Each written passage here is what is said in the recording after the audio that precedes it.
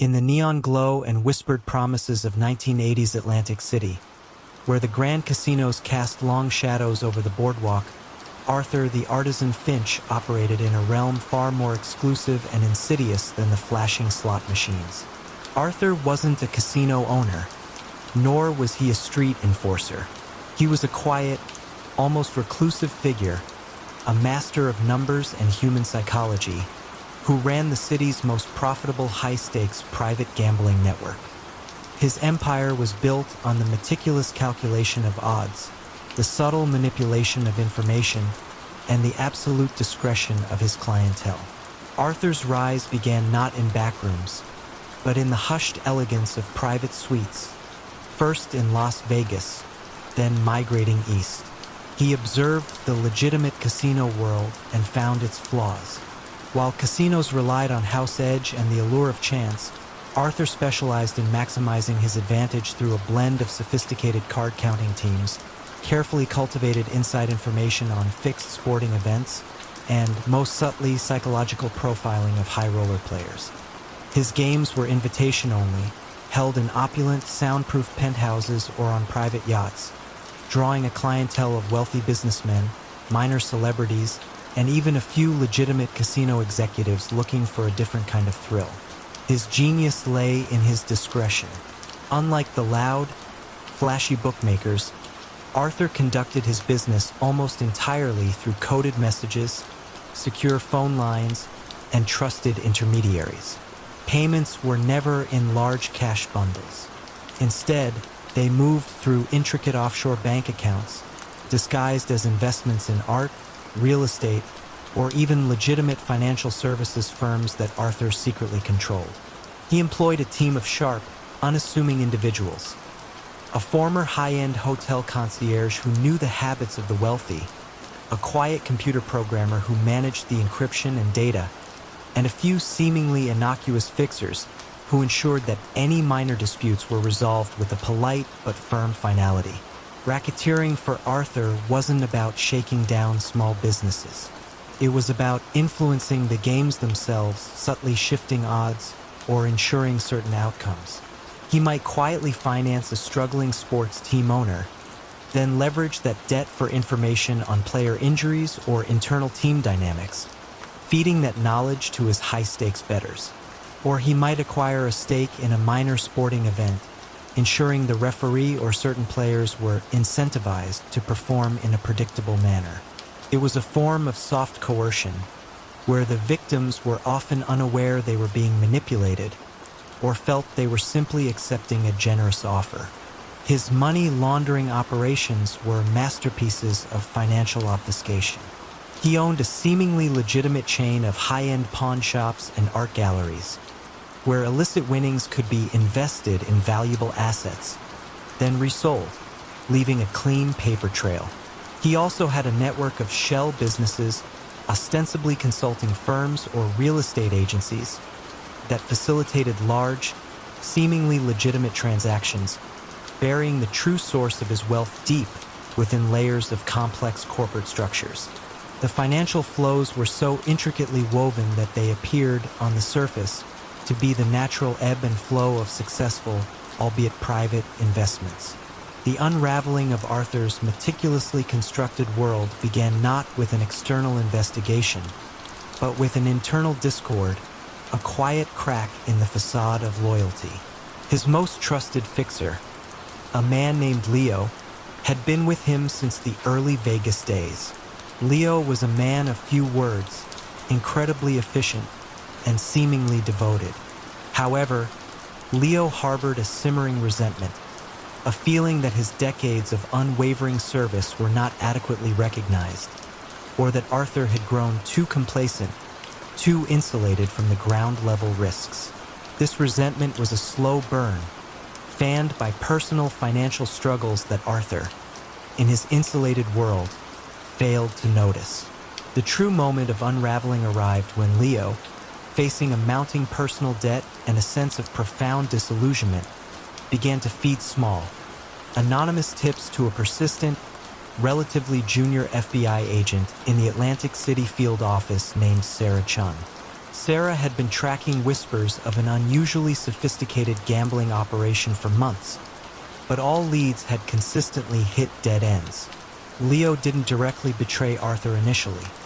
He simply provided subtle hints, the unusual pattern of certain private jet flights, the specific code names used in encrypted communications, or the seemingly innocuous addresses of shell companies, each a piece of a puzzle that Sarah had previously been unable to connect. Sarah, a specialist in financial crimes, wasn't looking for street gamblers. She was looking for patterns in wealth and communication that didn't fit. Leo's crumbs allowed her to start piecing together the financial labyrinth. She noticed unusual, large transfers between a seemingly legitimate art gallery and a small offshore bank, then linking those funds to private jet charter companies that Arthur frequently used. The data, cross-referenced over months, painted a picture of a vast, illicit wealth network. The final, quiet blow came when Leo, pushed to the brink, provided Sarah with the decryption key for Arthur's secure communication network, along with detailed records of the financial transfers and hidden accounts. It wasn't a dramatic confession, but a series of quiet, anonymous data drops. Armed with this overwhelming evidence, the FBI and IRS conducted a coordinated, meticulously planned series of quiet arrests and asset seizures. There were no shootouts, no chases down the boardwalk. Arthur Finch was apprehended in his penthouse, reviewing financial reports, a quiet smile on his face as he realized the game was finally, subtly, over. He was charged with wire fraud, money laundering, and operating an illegal gambling enterprise. His empire, built on silent bets and quiet calculations, collapsed from the inside, brought down not by force, but by the quiet betrayal of a man who felt unseen, and the patient, digital pursuit of an agent who understood the hidden language of data. In the gritty, industrial heartland of 1940 Chicago, amidst the rumble of trains and the clatter of stockyards, Thomas the Ledger O'Malley was a silent force. He didn't command legions of armed men or engage in flashy displays of wealth. Instead, Thomas built his formidable influence brick by meticulous brick, through the quiet accumulation of debts and the strategic distribution of favors. His empire was a vast, intricate network of loyalties, unspoken obligations, and well-placed individuals, making him the city's undisputed, yet almost invisible master of quiet coercion and political manipulation. Thomas's journey began not in the back alleys, but in the bustling hallways of local political offices. He started as a low-level aide, observing keenly how power truly flowed not through public speeches, but through whispered conversations, discreet exchanges, and the careful cultivation of allegiances. He realized that a well-timed loan to a struggling alderman, a strategic donation to a campaign, or a subtle arrangement for a zoning variance could yield far greater returns than any armed robbery. He became a master of making others feel perpetually indebted, ensuring that when the time came, they would owe him. His primary strategy was the favor bank. He would identify individuals, politicians, judges, union leaders, police captains, even influential journalists, who, for one reason or another, found themselves in a bind. It could be a gambling debt, a hidden indiscretion, a child in need of a rare medical procedure, or a failing business on the brink. Thomas would quietly step in, providing the necessary funds, information, or connections, always with the understanding that the favor would, eventually, be returned. There was no explicit contract, no written agreement, just a chilling, unspoken understanding of future obligation. Racketeering under Thomas's purview was a subtle art of leveraging these favors. He rarely needed to threaten. Instead, a competitor's business might find its deliveries mysteriously delayed, its permits suddenly revoked, or its employees facing unexpected labor disputes, all orchestrated by those who owed Thomas a favor. Conversely, businesses that quietly aligned with his interests found their path smooth, their contracts secured, and their operations unhindered. He offered solutions that seemed to arise naturally from the bureaucratic labyrinth, but were in fact the direct result of his pervasive influence. Money laundering for Thomas was woven directly into his network of legitimate businesses and political connections. He quietly acquired stakes in several major Chicago enterprises: a large trucking company, a citywide laundry service, and even a prominent local newspaper. These businesses not only served as legitimate fronts for moving illicit funds, but also provided a continuous stream of information and leverage. Payments for consulting services that were never rendered, inflated invoices for maintenance, or simply understated profits funneled cash from illicit activities into the legitimate economy. He used complex intercompany loans and offshore accounts to obscure the true origins of his wealth, making his balance sheets appear perfectly normal to any casual observer. His power was in his anonymity. Few outside his inner circle even knew his name, let alone his true influence. He operated through layers of intermediaries, ensuring that no single individual could directly link him to any illicit activity. His presence was felt in the decisions made, the contracts awarded, and the investigations shelved, rather than in any public display of authority. The unraveling of Thomas's meticulously constructed edifice began not with a grand federal investigation into organized crime, but with a persistent, nagging feeling of unease in the mind of a veteran state prosecutor, Danny Flynn. Danny had spent years battling corruption in Chicago, often feeling like he was swatting at shadows. He noticed a pattern of cases that inexplicably stalled, powerful figures who seemed immune to scandal, and public contracts that always went to the same few, often interconnected companies. Danny didn't have a snitch, nor did he have a smoking gun. He simply had a hunch, a gut feeling that there was a single, unseen hand orchestrating much of the city's quiet corruption. He started building a comprehensive database, cross-referencing public records, campaign finance disclosures, property transfers, business registrations, union contracts, and court filings. He was looking for connections, for repeated names, for unusual financial flows that seemed to defy logical explanation. The true moment of unraveling came when Danny, after months of painstaking analysis, identified a series of seemingly unrelated loans and small business acquisitions, each involving a prominent local figure who had, shortly thereafter, made a contentious public decision or approved a controversial project. Each of these financial threads, no matter how disparate they seemed, eventually led back to a single, obscure holding company, registered under a series of anonymous shell names. Digging deeper, he discovered that this holding company had a peculiar habit of loaning money to political figures just before key votes or decisions that benefited specific businesses, all of which were, in turn, subtly connected to the same core group of seemingly legitimate enterprises that Thomas O'Malley had quietly acquired. Danny's evidence wasn't about violence. It was about the insidious quiet creep of influence documented meticulously in financial ledgers and public records. He presented a compelling, if complex, case to a grand jury. A systemic pattern of bribery, extortion through leverage, and massive financial fraud, all centered around the manipulation of public servants through the carefully managed Favor Bank. He showed how millions of dollars were laundered through seemingly legitimate businesses and how the city's essential services were slowly being siphoned for private gain. Thomas O'Malley was eventually indicted on a staggering array of charges, from racketeering and conspiracy to commit bribery to massive fraud and money laundering. His arrest was quiet, taking place in his unostentatious home, where he was found reading a book on municipal finance. He offered no resistance, only a faint, knowing look in his eyes, as if acknowledging the inevitable conclusion to a long, complex game. His empire, built on the silent promises of reciprocation and the invisible threads of obligation, finally unraveled not with a bang, but with the quiet, persistent diligence of a prosecutor who refused to ignore the silent language of connections and favors.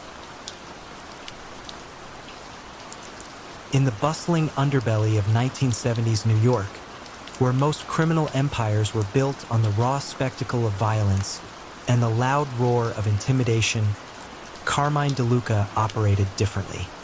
He was known as the Quiet, a man rarely seen in public, whose power emanated not from a gun barrel but from the intricate web of numbers and legitimate-looking enterprises he meticulously wove. Carmine's empire wasn't carved out by bloody turf wars, but by the insidious creep of financial control and the subtle leverage of information. He understood that true power lay not in force, but in making people believe they had no other choice. Carmine's rise began modestly, taking over his uncle's small, struggling construction outfit. Under his quiet guidance, it didn't just survive, it blossomed. He discovered early that a handshake and a well-placed whisper could achieve far more than a clenched fist. He offered what he called solutions to local businesses: unbreakable union contracts, guaranteed waste removal services, expedited permits, all at a premium, of course. These services, while seemingly legitimate, were subtly underpinned by the unspoken understanding that refusal meant a sudden, inexplicable rash of problems. Permits stalled indefinitely, unions striking at critical junctures, or unexpected inspections. It was a soft coercion, the kind that left no bruises, only the slow bleed of profits. His true genius, however, lay in money laundering. Carmine saw the piles of illicit cash not as a burden to hide, but as raw material for further empire building. He invested heavily in real estate, buying up distressed properties, renovating them with his controlled construction companies, and then flipping them or holding them as seemingly legitimate assets. He set up a complex network of shell corporations, offshore accounts in the Cayman Islands, and front businesses, from import-export firms to a chain of laundromats, that shuffled money like a magician shuffles cards, making it vanish and reappear cleansed and legitimate.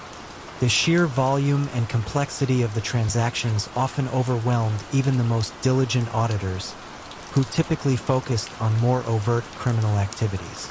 Carmine rarely needed to resort to direct threats because his reach felt omnipresent. His network of informants wasn't just in the street.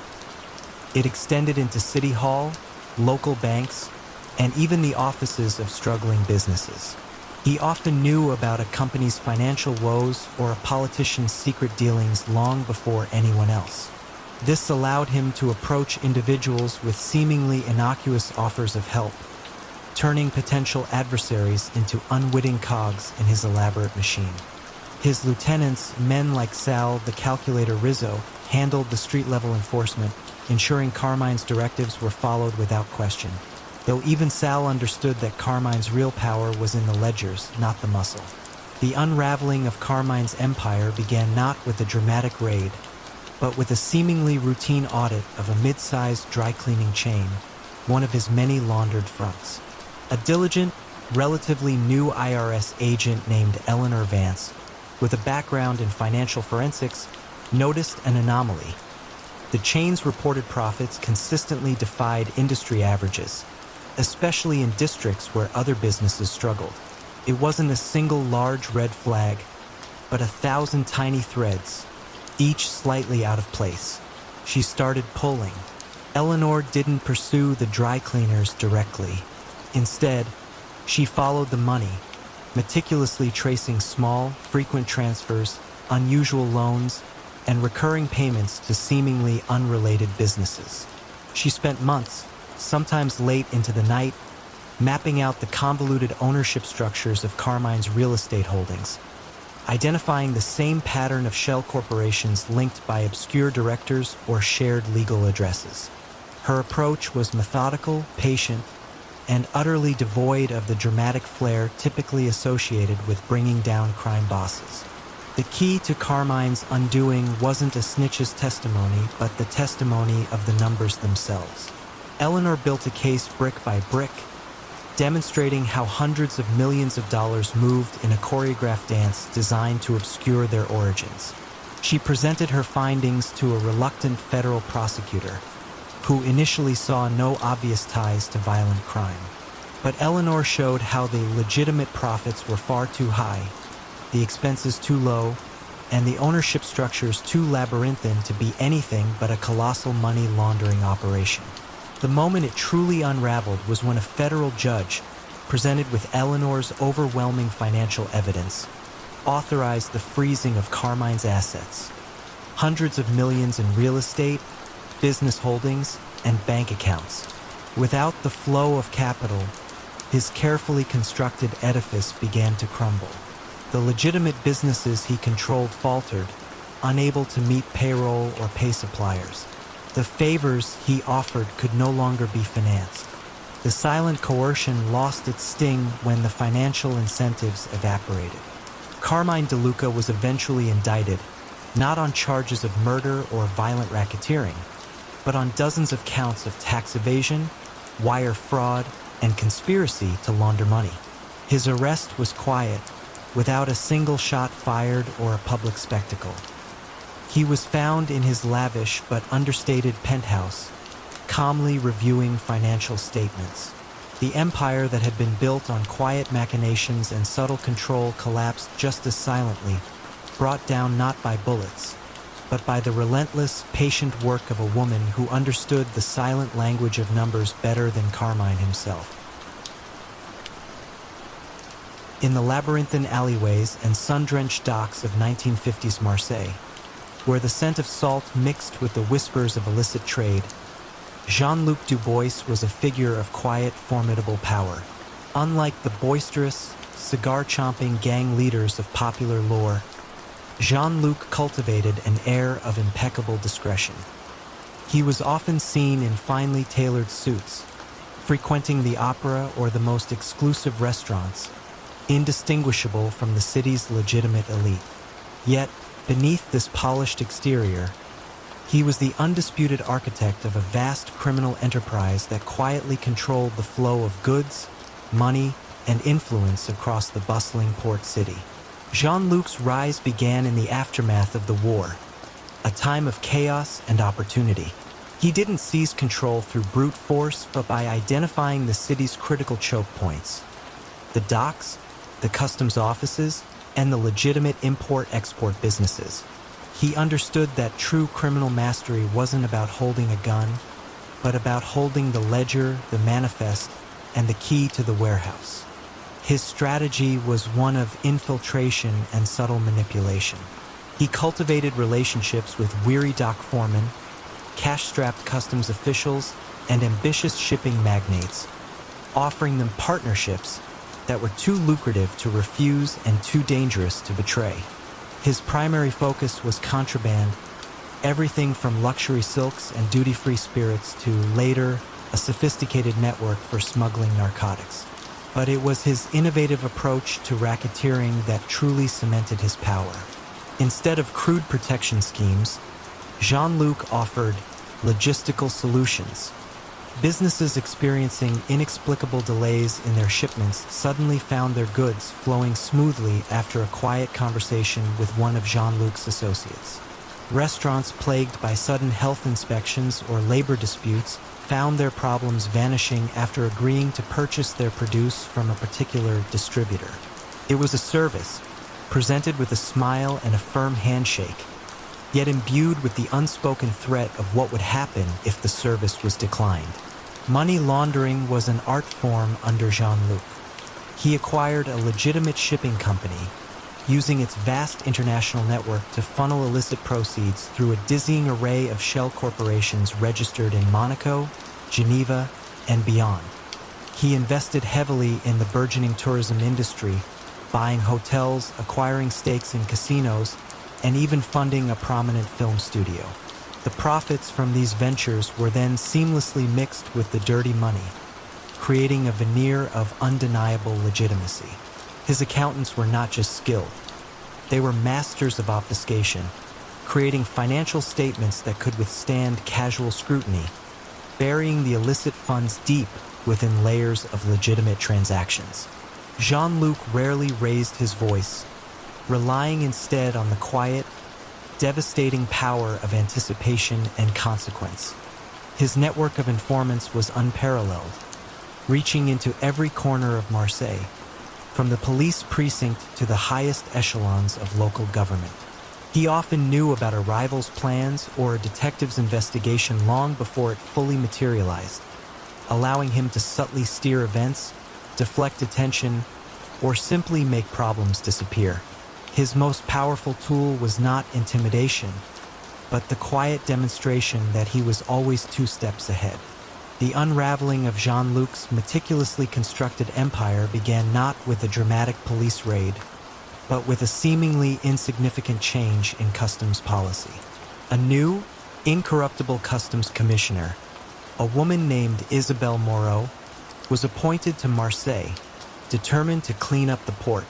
Unlike her predecessors, she wasn't interested in quick wins or public arrests. She was interested in systemic vulnerabilities. She noticed patterns. Certain types of cargo consistently bypassed rigorous inspections, specific shipping lines seemed immune to delays, and an unusual uniformity in the paperwork for seemingly diverse businesses. Isabelle didn't target the individual smugglers. She targeted the system that enabled them. She implemented new, randomized inspection protocols and cross-referenced shipping manifests with financial records of the receiving businesses, a tedious, data-intensive process that few had ever undertaken. Her focus was on the paperwork, the inconsistencies, and the inexplicable efficiencies of Jean-Luc's network. She uncovered a specific type of bill of lading, seemingly legitimate, that consistently appeared on shipments that avoided scrutiny. The moment it all truly began to unravel was when Isabelle's team, after months of quiet analysis, identified a series of shell companies, all linked by subtle patterns in their registration and banking details, that consistently facilitated the untraceable movement of goods and funds. These companies, while seemingly disparate, all pointed back to the legitimate shipping company Jean-Luc had acquired years ago. The financial flows, once considered too complex to decipher, began to reveal their underlying structure under Isabelle's relentless scrutiny.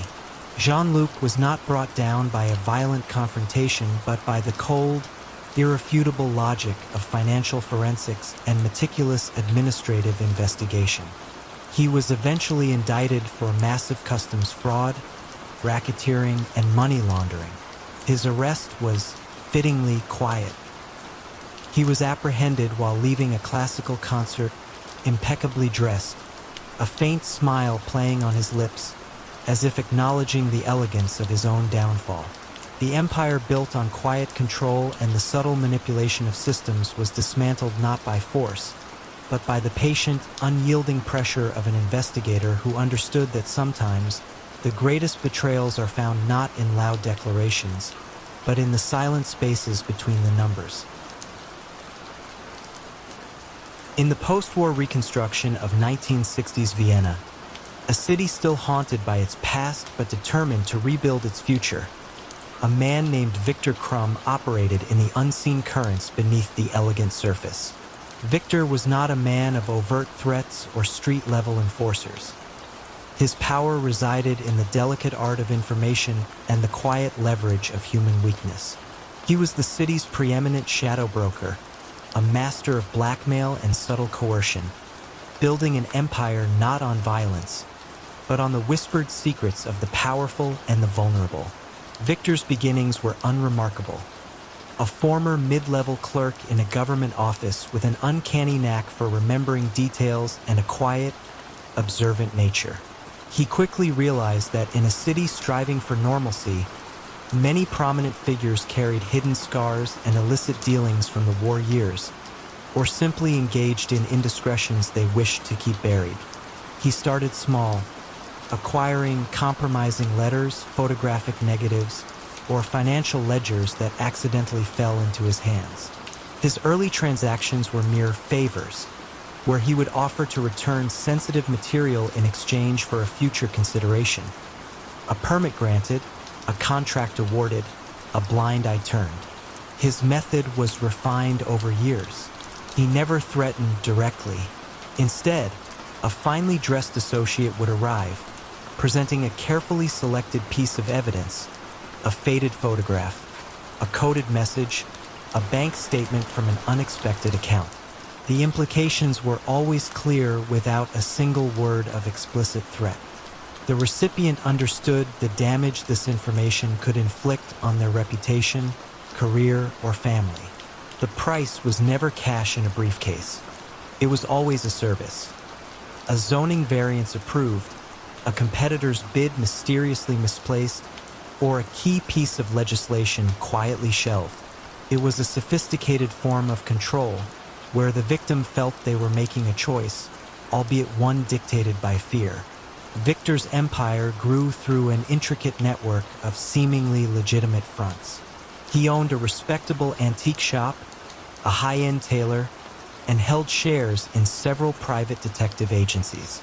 These businesses served as perfect conduits for gathering intelligence, from listening to hushed conversations over fittings to discreetly following targets. His operatives were not thugs but impeccably dressed individuals, often with backgrounds in law, finance, or even journalism, who understood the nuances of persuasion and information gathering. Money laundering for Victor was less about cleaning vast sums of cash and more about legitimizing the proceeds of his services. The favors he received from politicians and businessmen translated into tangible assets. The zoning variance allowed him to buy prime real estate cheaply and flip it for enormous profit. The suppressed competitor's bid meant his favored client won a lucrative government contract, a portion of which would then flow back to Victor through consultancy fees or shell companies. His wealth was built not on overt criminal enterprises but on the silent, systemic corruption he orchestrated, making him incredibly difficult to trace. The sheer breadth of his information network was staggering.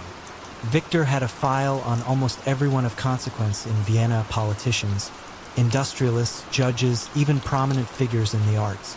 These dossiers were meticulously updated, stored in secure, hidden locations, and cross-referenced with an almost academic rigor. He understood that knowledge truly was power, and his power was absolute in its quiet reach. The unraveling of Victor's clandestine world began not with an investigation into his criminal activities, but with a series of unrelated disappearances. Several minor city officials, known for their upright conduct, vanished without a trace after seemingly innocuous meetings. There was no foul play evident, no bodies, just a sudden, inexplicable void.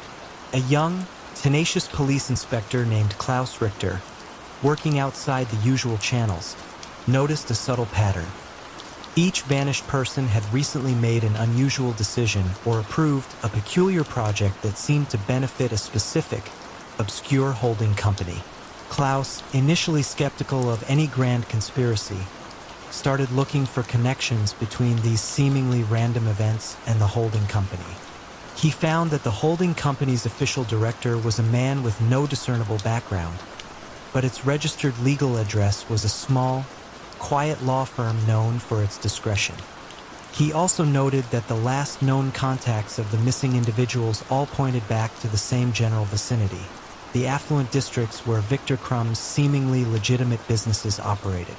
The true moment of unraveling occurred when Klaus, after painstakingly tracing the ownership of the holding company through multiple layers of shell corporations, discovered a hidden link to the antique shop owned by Victor Krumm.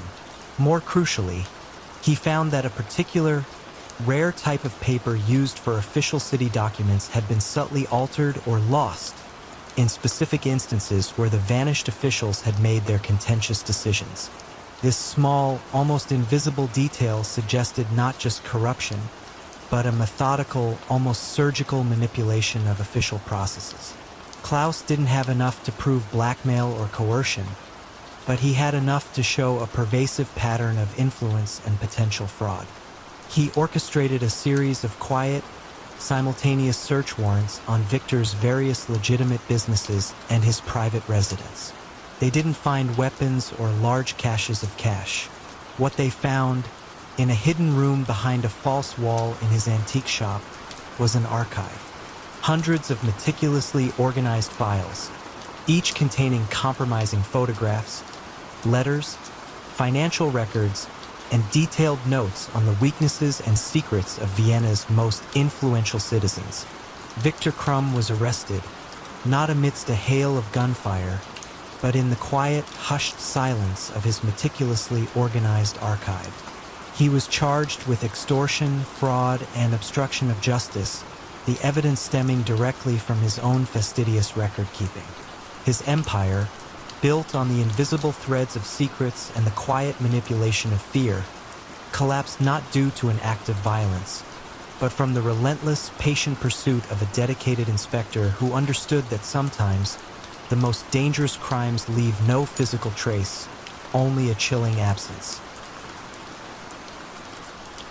In the sun-drenched, ancient port city of Naples in the 1990s, where history clung to every stone and tradition held powerful sway, Paolo the Professor Rossi was not a man of loud proclamations or visible displays of power.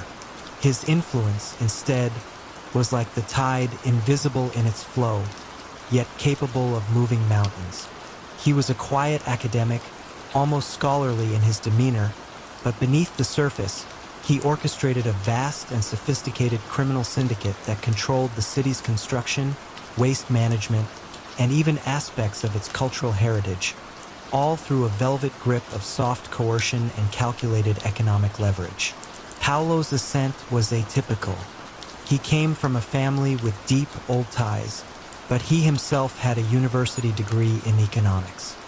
He understood that the days of crude extortion were waning.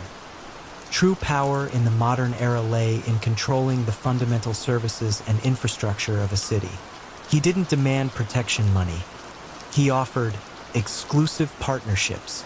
He would approach construction companies struggling with permits or labor disputes, offering to expedite the process or provide unbeatable rates on materials. The unspoken understanding was that if they refused, their projects would stall indefinitely, plagued by phantom issues. His primary strategy revolved around controlling bids for public contracts. Through a network of seemingly legitimate engineering firms, consultancy groups, and material suppliers, all secretly controlled by his syndicate, Paolo ensured that his preferred companies consistently won lucrative government projects, from building new hospitals to repairing ancient landmarks. Competitors would find their bids inexplicably disqualified, their crucial documents lost, or their financial backings suddenly withdrawn. It was a subtle chokehold on the city's economic lifeblood, leaving no fingerprints, only a pervasive sense of inevitability. Waste management was another cornerstone of his empire. He acquired a legitimate waste disposal company, then used his influence to secure exclusive municipal contracts. Soon, it became the only viable option for many businesses and residents.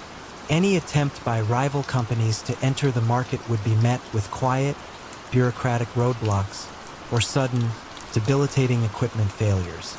Illicit waste, often toxic, was then disposed of cheaply in unmonitored sites, saving the syndicate enormous sums while subtly poisoning the land. Money laundering for Paolo was a meticulous, multi-layered operation that dwarfed previous methods. He invested heavily in real estate development, building luxury apartment complexes and commercial centers with syndicate-controlled construction firms, using the laundered money as legitimate investment capital.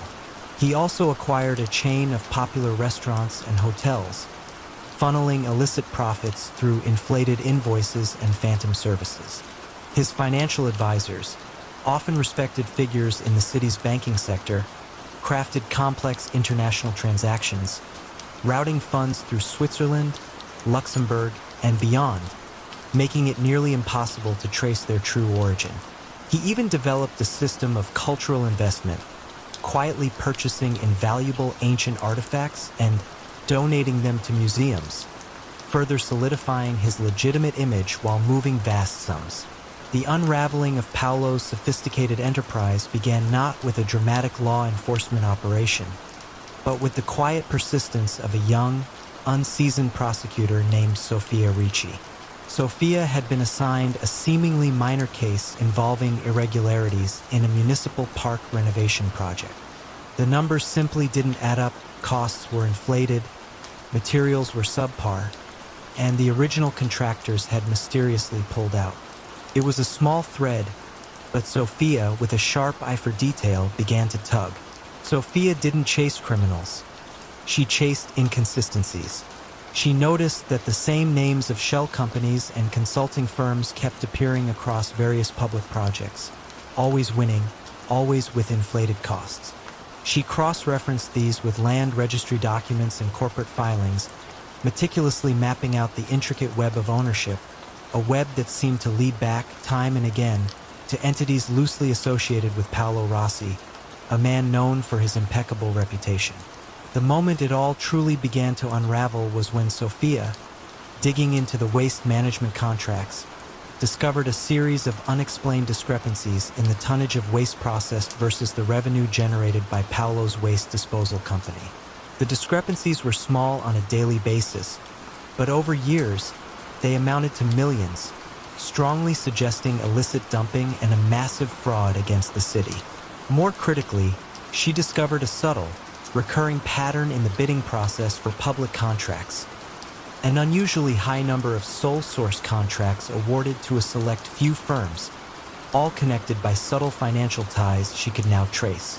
Sophia presented her findings to a federal anti-mafia judge, outlining not a case of overt violence, but one of systemic economic capture. She demonstrated how Paolo's syndicate had quietly, methodically, and legally, on paper, siphoned off immense public funds, turning city services into private profit centers. The evidence wasn't bloody. It was financial, manipulated spreadsheets, inflated invoices, carefully hidden beneficial ownership documents, and an overwhelming pattern of control over city infrastructure. Paolo Rossi was eventually indicted, not for murder or drug trafficking, but for extensive public fraud, racketeering, and environmental crimes related to illegal waste disposal. His arrest was a quiet affair, occurring while he was giving a lecture at a local university on the economics of urban development. He showed no surprise, only a slight, almost imperceptible nod of acknowledgement. His empire, built on the velvet grip of economic control and the quiet manipulation of bureaucracy, fell not to the roar of a police siren, but to the meticulous, unwavering dedication of a prosecutor who understood that true power and its abuse can often be found not in the shadows, but in the glaring light of seemingly legitimate transactions. In the fog-shrouded port of Glasgow in the late 1960s, where the skeletal cranes loomed over the Clyde and the salt tang of the sea mingled with the metallic tang of industry, Hamish the Whisper MacLeod was an almost mythical figure. He was rarely seen, never directly implicated, yet his influence was as palpable as the damp chill in the air. Hamish was not a man of direct action. His power lay in the intricate web of debt, fear, and quiet coercion he wove among the city's stevedores, shipping clerks, and even local law enforcement. His empire was built on the silent flow of pilfered goods, the pervasive control of the docks, and the artful manipulation of information. Hamish's ascendancy began not with violence, but with a deep understanding of the dock system's vulnerabilities. He started as a simple longshoreman, but possessed an uncanny knack for organization and an almost photographic memory for cargo manifests. He quickly realized that the sheer volume of goods moving through the port created countless opportunities for small, untraceable pilfering. He began by organizing the strategic misplacement of crates, making small, high-value items, whiskey, electronics, luxury textiles, disappear from official logs only to reappear through quiet channels. His primary criminal strategy was one of systemic leakage. Instead of demanding a cut of legitimate businesses, he made it impossible for them to operate efficiently without his assistance. Shipments would be inexplicably delayed, valuable cargo would be damaged accidentally, or essential equipment would suddenly malfunction. Then, a quiet intermediary would appear, offering solutions, a faster offload, secure storage, or a guarantee against future mishaps. This service came at a steep, unwritten price, and businesses quickly learned that paying it was far less costly than enduring the unexplained misfortunes. The coercion was subtle, a pervasive atmosphere of bad luck that only Hamish could dispel. Racketeering, under Hamish's subtle hand, manifested as control over labor. He quietly infiltrated the local dock unions, not by becoming a visible leader, but by ensuring that key shop stewards and union officials owed him favors or feared the subtle consequences of defiance. This allowed him to orchestrate wildcat strikes that crippled rivals, or ensure that his preferred companies received priority for unloading and loading, effectively bottlenecking the entire port unless his terms were met. His power was in the unseen hand that pulled the strings of industrial relations. Money laundering for Hamish was a masterpiece of integration. He acquired a number of seemingly legitimate businesses that relied heavily on international trade. A chain of small electronics shops, a discreet clothing boutique, and several pubs that catered to sailors and dock workers. These businesses served as perfect outlets for the stolen goods, which were sold at retail prices, effectively cleaning the illicit profits. Cash from these sales was then funneled through inflated invoices for stock purchases from shell companies in offshore havens like the Isle of Man.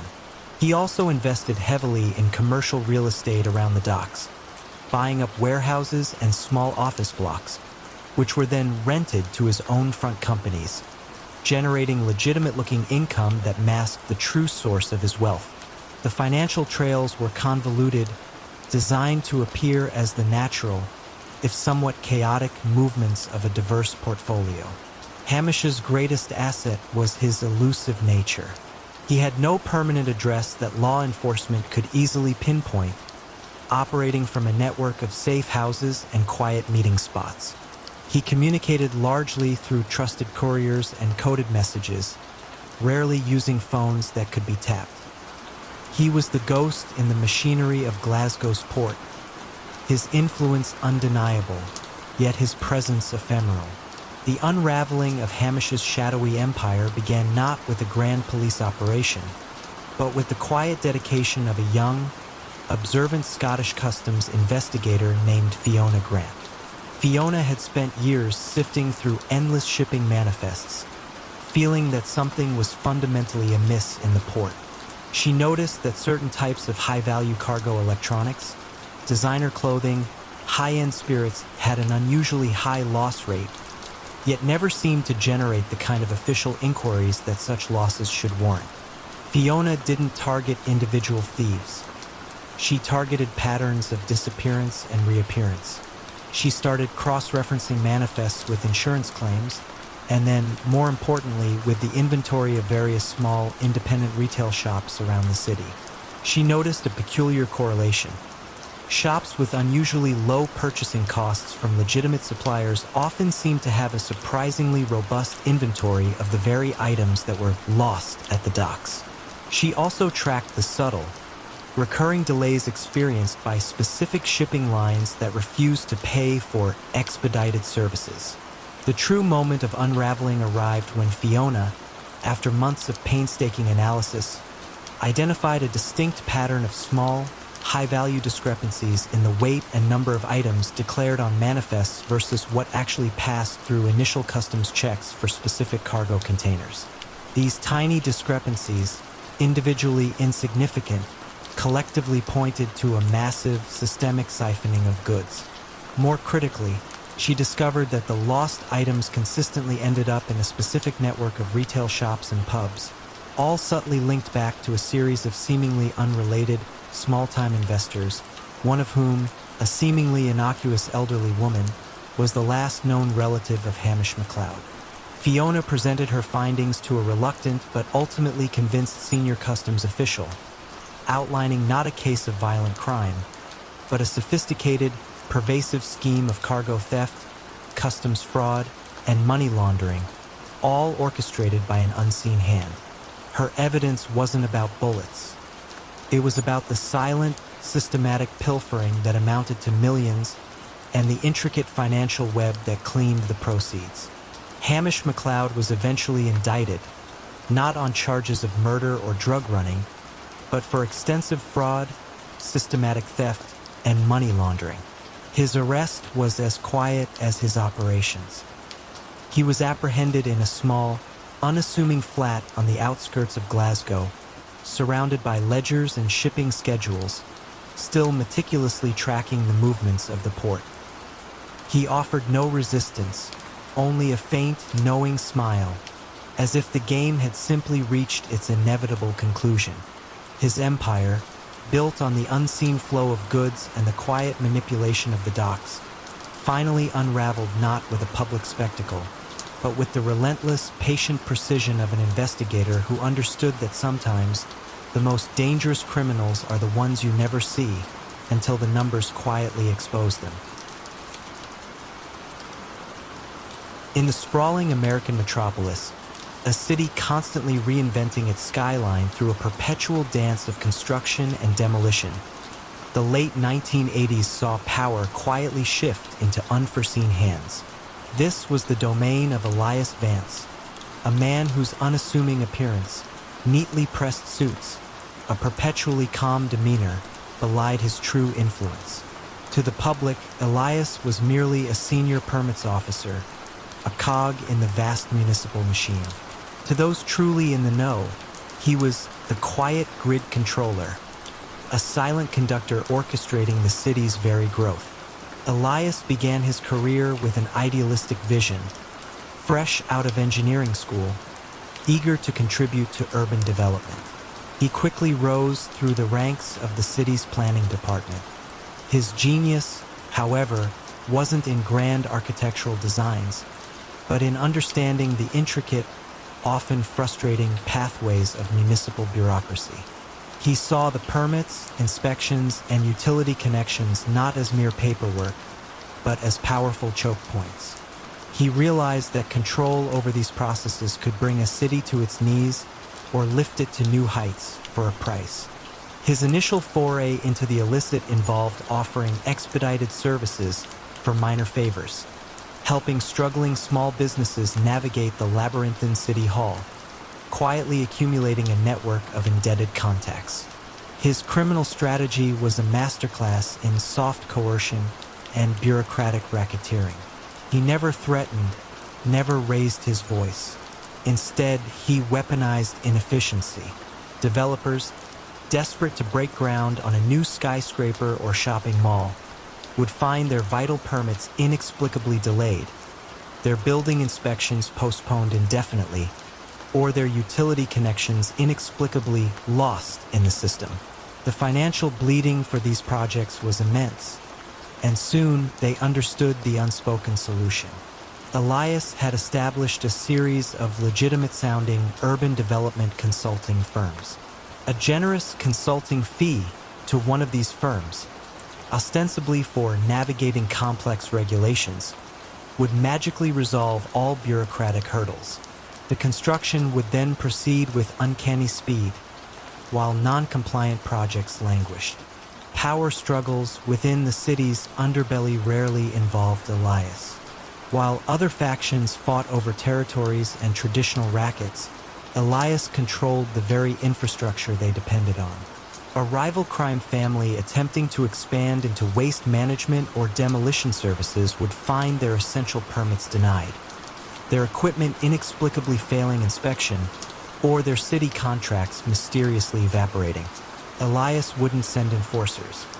He would simply make it impossible for them to build, operate, or expand within the legitimate economy, forcing them to either pay his quiet tithe or withdraw from the most lucrative endeavors. His leverage was the power to stop progress, a more potent threat than any street muscle. Money laundering for Elias was a seamless integration into the city's booming construction industry. The vast sums accumulated from his consulting fees were channeled through his network of legitimate firms. These firms would then submit inflated invoices for architectural reviews, environmental impact assessments, or project management, services that were either entirely phantom or grossly overcharged. He also acquired minority stakes in various construction and material supply companies, funneling money through them by having them supply projects with overpriced materials or phantom labor. The sheer volume of urban development provided perfect cover, blending illicit gains into the dizzying flow of legitimate capital. For nearly 2 decades, Elias Vance's control was absolute yet invisible. He shaped the city's skyline from behind a desk. His influence felt in every poured foundation and every connected utility line.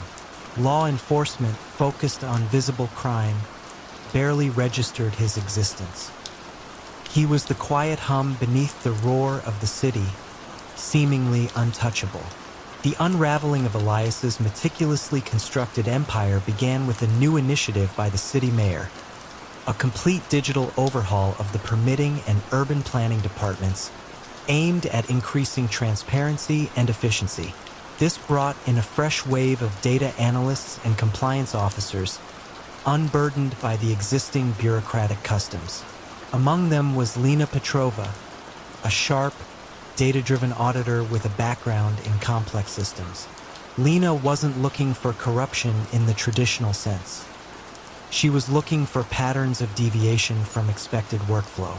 She noticed that despite the digital reforms, certain categories of permits consistently moved either too quickly or too slowly compared to the statistical average for similar projects.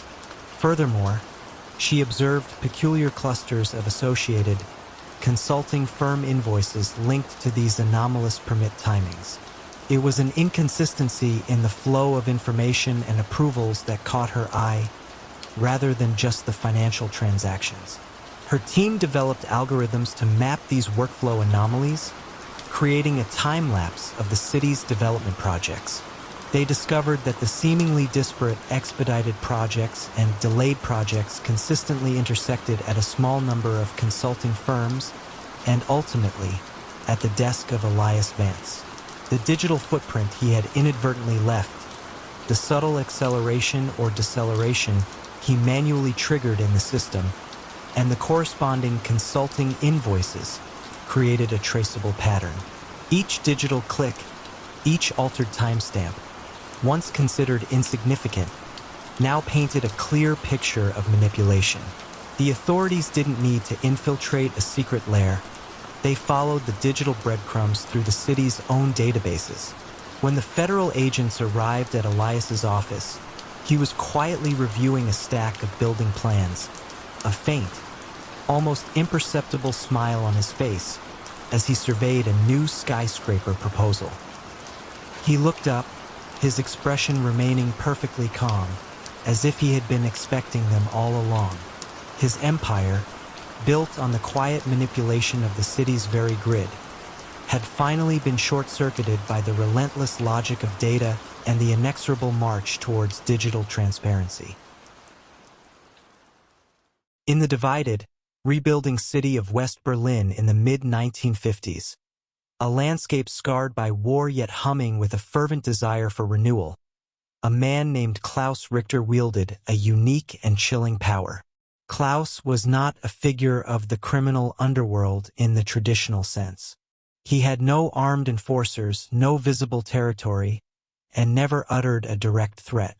Instead, he operated from the quiet, almost invisible nexus of bureaucracy, permits, and supply chains that dictated the city's frantic reconstruction. His empire was built on the meticulous control of information, the subtle manipulation of official processes, and the quiet coercion born from desperation and opportunity.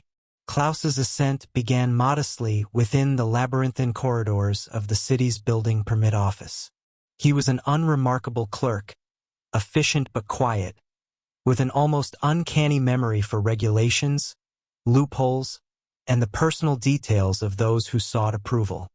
He quickly recognized that in a city starved for materials and desperate for housing, controlling the flow of permits and the allocation of scarce resources was far more potent than any stolen goods. He started by offering expedited processing for a small, unofficial fee, ensuring that certain applications navigated the bureaucratic maze with unusual speed, while others inexplicably stalled. His primary strategy revolved around creating controlled bottlenecks. He understood the city's most critical needs: steel for new high-rises, cement for foundations, lumber for homes, and subtly diverted supplies, creating artificial shortages. Then, his network of seemingly legitimate consultancy firms would appear, offering to source these impossible-to-find materials at inflated prices, along with the necessary permits for their use. Businesses, facing crippling delays and financial ruin, had little choice but to pay. The coercion was never explicit. It was simply the unbearable reality that without Klaus's quiet intervention, their projects would grind to a halt. Racketeering, under Klaus's subtle hand, took the form of controlling who built what and where. He held sway over which construction companies received the most lucrative government contracts for rebuilding apartments or infrastructure. Competing firms would find their bids mysteriously disqualified, their financial backing suddenly withdrawn by concerned banks, or their vital labor force plagued by sudden, unauthorized strikes. Conversely, companies aligned with Klaus found their path cleared, their paperwork flawless, and their material deliveries always on time. He created a pervasive atmosphere where success in the booming reconstruction market seemed inextricably linked to his unspoken approval. Money laundering for Klaus was an extension of his bureaucratic mastery. He invested heavily in legitimate real estate development, using his controlled construction firms to build new apartment blocks and commercial spaces. The illicit proceeds from his consultancy fees and material diversions were funneled through inflated invoices for construction services, disguised as legitimate costs. He also acquired several small import-export businesses, using them to purchase non-existent goods from shell companies in Switzerland and Luxembourg, then selling them at a loss, thus cleaning the original illicit funds. The profits from his legitimate property rentals were then seamlessly mixed with the laundered funds, creating a veneer of undeniable prosperity that auditors found difficult to penetrate, especially given the chaotic financial environment of post-war Berlin. Klaus rarely appeared in public forums, preferring to operate from the shadows, pulling strings through intermediaries. His power was in the unseen. He was the ghost in the machine of Berlin's rebirth, his influence felt in every brick laid, every permit granted, and every development that quietly shaped the city. The unraveling of Klaus's meticulously constructed edifice began not with a grand police raid, but with the quiet, persistent curiosity of a young, idealistic city auditor named Greta Fischer. Greta had been assigned to a special task force aimed at streamlining the permit approval process and eliminating inefficiencies. She quickly noticed that certain types of applications, despite their complexity, were approved with astonishing speed, while simpler ones languished for months. More puzzlingly, she saw a pattern in the allocation of scarce, high-value building materials, always flowing to the same seemingly unconnected group of construction firms. Greta didn't suspect a grand criminal conspiracy at first. She simply suspected gross inefficiency or favoritism. But as she delved deeper into the paper trail, meticulously cross-referencing permits with material allocation logs and financial reports, she started to see a disturbing, intricate web. She found that the fast-tracked permits and priority material allocations consistently benefited companies that had recently received consultancy services from the same obscure, small firms whose official directors seemed to have no real industry experience. The true moment of unraveling arrived when Greta, after months of painstaking analysis, discovered a series of unusually large, anonymous donations made to several seemingly legitimate local charities and reconstruction funds. Tracing these donations through various bank accounts and shell corporations, she eventually uncovered a hidden link to a specific Swiss holding company, which in turn was tied to Klaus Richter's legitimate property development ventures in West Berlin. More critically, she found a series of highly encrypted, coded messages stored on an old telex machine in one of Klaus's consultancy offices, detailing the exact fees paid for expedited permits and material access, along with records of the subtle bureaucratic obstacles he had Greta presented her findings to the federal prosecutor, outlining not a case of violent crime, but one of systemic fraud, widespread racketeering, and sophisticated money laundering that had siphoned off immense resources from Berlin's reconstruction. Her evidence was not in intercepted calls or surveillance photos, but in the cold, hard numbers of financial ledgers, permit logs, and a meticulously reconstructed paper trail that exposed the quiet, pervasive control Klaus had exerted. Klaus Richter was eventually indicted on dozens of counts of fraud, racketeering, and conspiracy to commit money laundering. His arrest was quiet, taking place in his unostentatious office, where he was found calmly reviewing city planning documents. He offered no resistance, only a faint, almost imperceptible sigh, as if acknowledging that the intricate, silent dance of bureaucracy he had orchestrated had finally, and quietly, betrayed him. His empire, built on the unseen levers of official processes and the quiet manipulation of resources, collapsed not with a public spectacle, but with the relentless, patient precision of an auditor who understood that sometimes the most dangerous criminals are the ones hidden in plain sight within the very fabric of the system. In the fragmented, reunified Berlin of the early 1990s, a city grappling with its past while eagerly embracing a new future, Dr. Elias Thorne moved with an almost ethereal grace. He was a man of profound intellect and impeccable taste, a celebrated art historian, and a revered figure in the nascent cultural exchange between East and West. Dr. Thorne lectured at prestigious universities, advised on museum acquisitions, and published scholarly articles on forgotten masterpieces.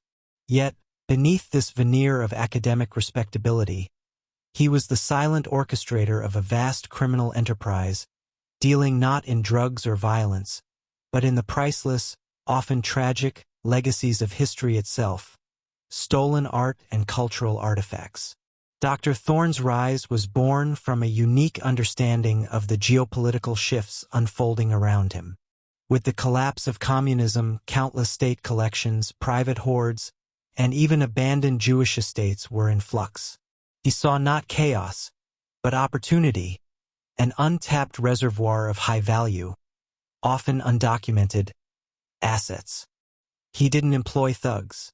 He cultivated a network of desperate former apparatchiks, underpaid museum curators, and unscrupulous archivists who, for a price, would turn a blind eye or provide access to forgotten inventories and hidden caches.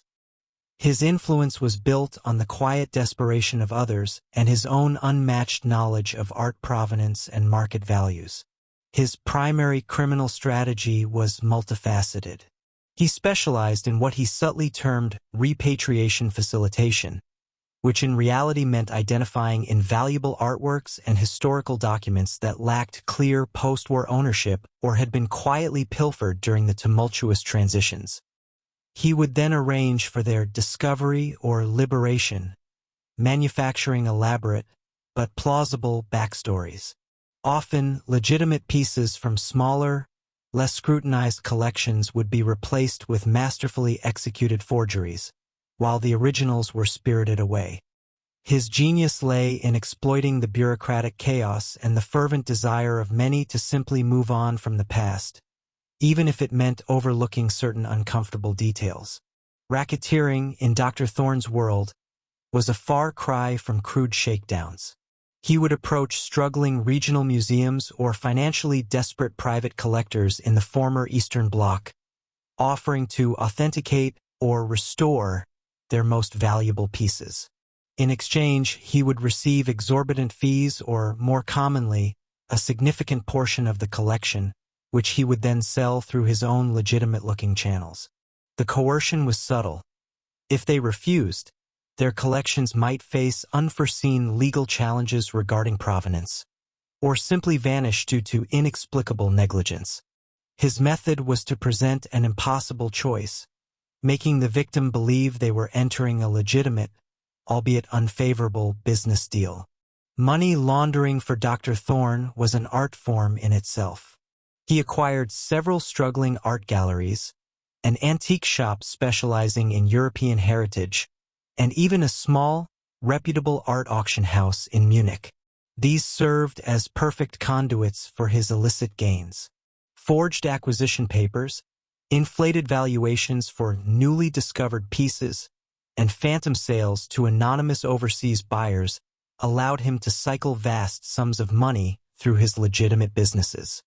He also invested heavily in historic real estate, particularly crumbling aristocratic estates in Eastern Europe, which he would restore with laundered funds, then use as collateral for legitimate loans, further embedding his wealth within the legal economy.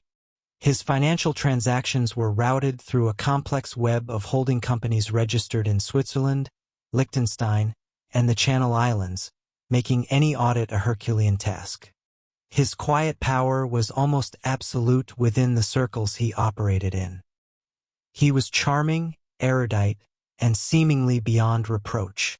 The police, accustomed to more overt forms of crime, often missed the intricate financial trails or the subtle inconsistencies in art provenances that were Dr. Thorne's true signatures. The unraveling of Dr. Thorne's meticulously crafted empire began not with a grand police investigation, but with the quiet, unwavering skepticism of a young, passionate art provenance researcher named Lena Hoffman. Lena worked for a foundation dedicated to identifying and restituting art looted during World War II and the Cold War era. She had an almost uncanny ability to spot anomalies in documentation. She noticed a recurring, almost imperceptible pattern.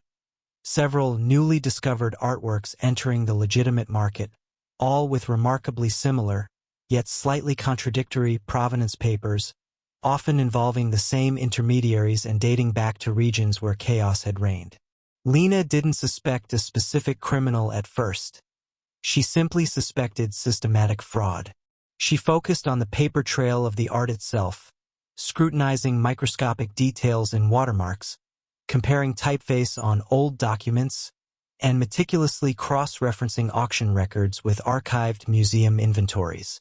She started to see a common thread in the subtle misdatings, the unusual lack of exhibition history for supposedly important pieces, and the sudden appearance of works that had been presumed lost for decades.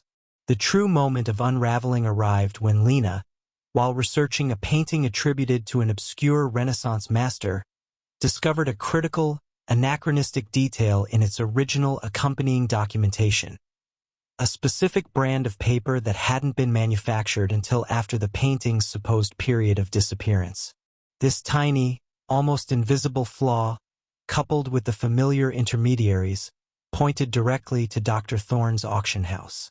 With this, Lena began to pull on the string, tracing the financial flows from the sales of these dubious artworks, which led her through the labyrinthine shell companies and ultimately back to the art galleries and real estate holdings subtly controlled by Dr. Elias Thorne. Lena presented her findings to Interpol and the German Federal Criminal Police, not with evidence of violence, but with a meticulously documented case of large-scale art fraud, cultural heritage crimes, and massive money laundering. Dr. Elias Thorne was eventually indicted, not on charges of murder or drug trafficking, but for extensive fraud, racketeering, and the illegal trade in cultural artifacts. His arrest was as understated as his crimes. He was apprehended at an international art symposium mid-sentence, while delivering a lecture on the ethical responsibilities of art acquisition. He offered no resistance, only a faint, almost imperceptible nod, as if acknowledging the elegance of the detection that had finally caught him. His empire, built on the quiet manipulation of history and the silent theft of cultural heritage, crumbled not with a bang, but with the quiet, relentless pursuit of a researcher who understood that sometimes the most profound truths are hidden in the most minute details. In the sprawling American metropolis, a city constantly reinventing its skyline through a perpetual dance of construction and demolition, the late 1980s saw power quietly shift into unforeseen hands.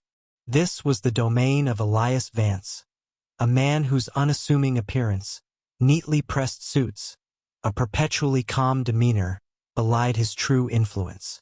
To the public, Elias was merely a senior permits officer, a cog in the vast municipal machine.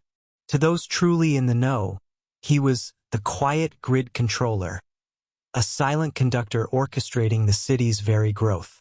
Elias began his career with an idealistic vision, fresh out of engineering school, eager to contribute to urban development. He quickly rose through the ranks of the city's planning department.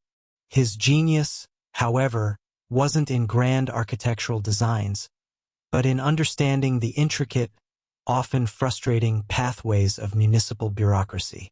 He saw the permits, inspections, and utility connections not as mere paperwork, but as powerful choke points. He realized that control over these processes could bring a city to its knees or lift it to new heights for a price. His initial foray into the illicit involved offering expedited services for minor favors, helping struggling small businesses navigate the labyrinthine city hall, quietly accumulating a network of indebted contacts. His criminal strategy was a masterclass in soft coercion and bureaucratic racketeering. He never threatened, never raised his voice. Instead, he weaponized inefficiency. Developers, desperate to break ground on a new skyscraper or shopping mall, would find their vital permits inexplicably delayed, their building inspections postponed indefinitely, or their utility connections inexplicably lost in the system. The financial bleeding for these projects was immense, and soon they understood the unspoken solution. Elias had established a series of legitimate-sounding urban development consulting firms. A generous consulting fee to one of these firms, ostensibly for navigating complex regulations, would magically resolve all bureaucratic hurdles. The construction would then proceed with uncanny speed, while non-compliant projects languished. Power struggles within the city's underbelly rarely involved Elias. While other factions fought over territories and traditional rackets, Elias controlled the very infrastructure they depended on. A rival crime family attempting to expand into waste management or demolition services would find their essential permits denied, their equipment inexplicably failing inspection, or their city contracts mysteriously evaporating. Elias wouldn't send enforcers. He would simply make it impossible for them to build, operate, or expand within the legitimate economy, forcing them to either pay his quiet tithe or withdraw from the most lucrative endeavors. His leverage was the power to stop progress, a more potent threat than any street muscle. Money laundering for Elias was a seamless integration into the city's booming construction industry. The vast sums accumulated from his consulting fees were channeled through his network of legitimate firms. These firms would then submit inflated invoices for architectural reviews, environmental impact assessments, or project management, services that were either entirely phantom or grossly overcharged. He also acquired minority stakes in various construction and material supply companies, funneling money through them by having them supply projects with overpriced materials or phantom labor. The sheer volume of urban development provided perfect cover, blending illicit gains into the dizzying flow of legitimate capital. For nearly 2 decades, Elias Vance's control was absolute yet invisible. He shaped the city's skyline from behind a desk, his influence felt in every poured foundation and every connected utility line. Law enforcement, focused on visible crime, barely registered his existence. He was the quiet hum beneath the roar of the city, seemingly untouchable. The unraveling of Elias's meticulously constructed empire began with a new initiative by the city mayor, a complete digital overhaul of the permitting and urban planning departments, aimed at increasing transparency and efficiency. This brought in a fresh wave of data analysts and compliance officers, unburdened by the existing bureaucratic customs. Among them was Lena Petrova, a sharp, data-driven auditor with a background in complex systems. Lena wasn't looking for corruption in the traditional sense. She was looking for patterns of deviation from expected workflow. She noticed that despite the digital reforms, certain categories of permits consistently moved either too quickly or too slowly compared to the statistical average for similar projects. Furthermore, she observed peculiar clusters of associated, consulting firm invoices linked to these anomalous permit timings. It was an inconsistency in the flow of information and approvals that caught her eye, rather than just the financial transactions. Her team developed algorithms to map these workflow anomalies, creating a time-lapse of the city's development projects. They discovered that the seemingly disparate expedited projects and delayed projects consistently intersected at a small number of consulting firms and ultimately at the desk of Elias Vance. The digital footprint he had inadvertently left, the subtle acceleration or deceleration he manually triggered in the system, and the corresponding consulting invoices created a traceable pattern. Each digital click, each altered timestamp, once considered insignificant, now painted a clear picture of manipulation. The authorities didn't need to infiltrate a secret lair. They followed the digital breadcrumbs through the city's own databases. When the federal agents arrived at Elias's office, he was quietly reviewing a stack of building plans, a faint, almost imperceptible smile on his face as he surveyed a new skyscraper proposal. He looked up, his expression remaining perfectly calm, as if he had been expecting them all along. His empire, built on the quiet manipulation of the city's very grid, had finally been short-circuited by the relentless logic of data and the inexorable march towards digital transparency. In the humid, bustling port city of New Orleans in the early 1980s, where the Mississippi River flowed with commerce and secrets, Elias the Navigator Thorne held sway. He was not a man of the docks, shouting orders or making public displays of power. Instead, Elias operated from a quiet, unassuming office overlooking the vast shipping yards, a man meticulously dressed, with an encyclopedic knowledge of tariffs, routes, and freight capacities. His empire was built not on muscle, but on the invisible networks of logistics, the precise timing of shipments, and the quiet manipulation of the colossal flow of goods that passed through the city. Elias's ascent began humbly. He started as a dispatch manager for a small, struggling trucking company. He quickly realized that the real power in the industry lay not in owning the most trucks, but in controlling the information flow, knowing which docks had bottlenecks, which customs officials were diligent, and which routes were least scrutinized. He developed an uncanny ability to make shipments disappear from one manifest and reappear on another, bypassing regulations, taxes, and often, inspection. He understood that, in the world of global commerce, opacity was a valuable currency. His primary strategy revolved around offering expedited services. For a significant premium, businesses facing critical deadlines or unusually difficult imports would find their cargo magically clearing customs ahead of schedule, their trucks always avoiding inspection checkpoints, and their deliveries arriving with unprecedented efficiency. This wasn't achieved through overt bribery, but through a sophisticated network of incentivized dock workers, underpaid customs clerks, and quiet partnerships with seemingly legitimate brokers who would subtly misfile paperwork or reroute containers through less monitored channels. The coercion was implicit. If you didn't use Elias's services for sensitive goods, your legitimate shipments might face inexplicable delays, lost paperwork, or crippling fines. Racketeering in Elias's world took the form of controlling access. If a competing logistics firm tried to secure a major contract, their trucks might suddenly face chronic mechanical failures, their drivers might mysteriously fall ill, or their critical permits might be endlessly delayed by bureaucratic snags. Elias never had to make a threat. The problem simply happened, and then, after the rival company lost the bid, his own firms would invariably step in, offering their reliable services. He held a quiet monopoly on efficiency, achieved through controlled chaos. His true genius, however, was in money laundering. Elias had quietly acquired a sprawling network of seemingly legitimate businesses: a large warehousing and storage company, a truck repair and maintenance firm, and even a chain of roadside diners that catered to long-haul truckers.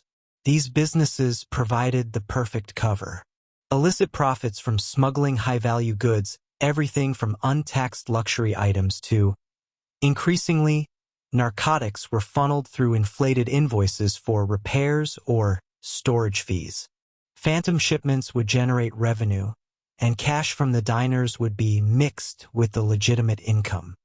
He utilized a complex web of shell corporations registered in Delaware and offshore in the Caribbean, all managed by a quiet, meticulous accountant who specialized in making large sums of money look like the modest, organic growth of small businesses.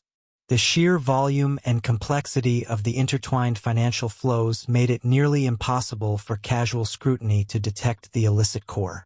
Elias rarely appeared in public, preferring the solitude of his office, surrounded by maps, shipping schedules, and financial ledgers.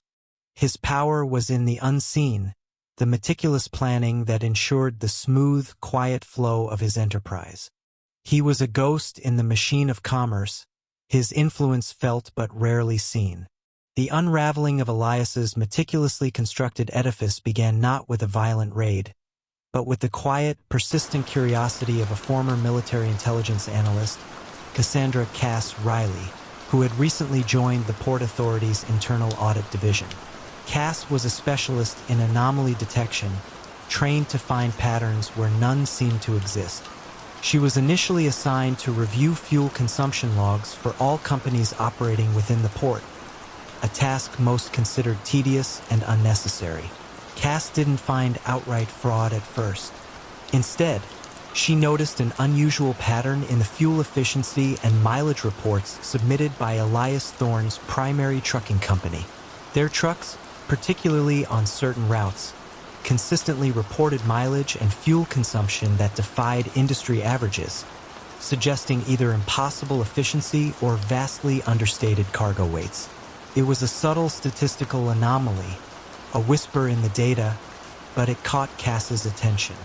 She started cross-referencing these logs with shipping manifests, customs declarations, and actual GPS data, a relatively new technology being trialed. The moment it truly began to unravel was when Cass discovered that a significant number of Elias's expedited shipments had customs declarations that consistently undervalued their contents, or listed innocuous items like textiles, when the truck's weight suggested something far heavier. She also found recurring, small discrepancies in the empty weight of containers upon return, to tiny differences that, when aggregated over thousands of shipments, pointed to material that had simply vanished without a trace, only to be replaced by something else on the return leg. This suggested a sophisticated, systemic scheme of swapping cargo after initial customs checks.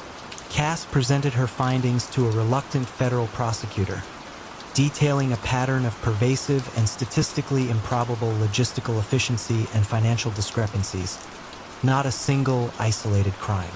She showed how Elias Thorne's network had systematically defrauded customs, laundered vast sums, and engaged in widespread racketeering by controlling the flow of goods through the city's critical infrastructure.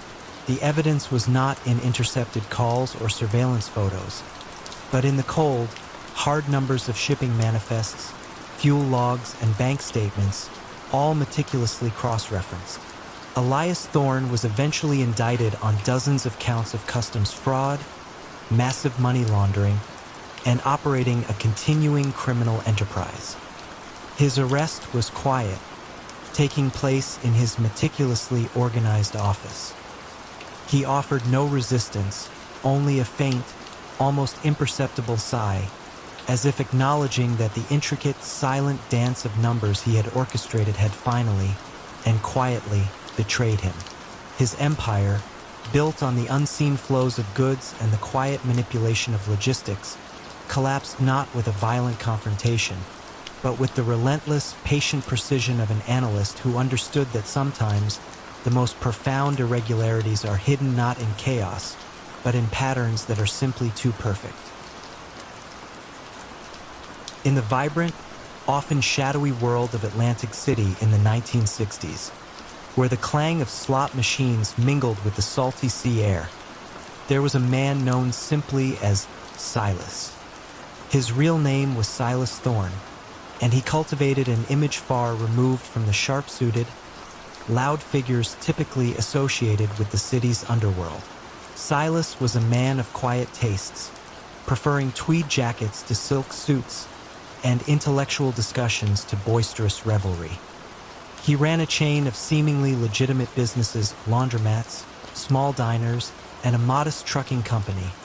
But everyone who mattered knew these were merely fronts, the quiet machinery that cleaned and moved the true currency of his empire, influence and illicit profits.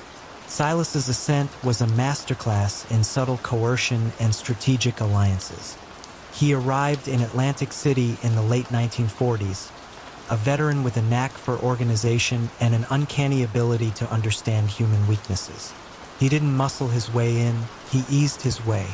He started by offering protection to small businesses, not through threats of violence, but through promises of reduced insurance rates, guaranteed union peace, and preferential treatment from local authorities, all quietly orchestrated through his growing network of contacts.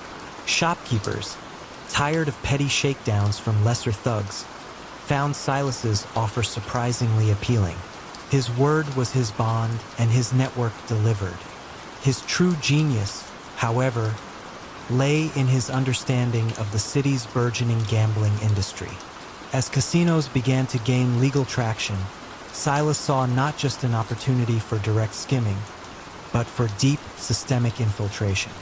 He invested heavily in the ancillary services, linen supply, food distribution, construction companies.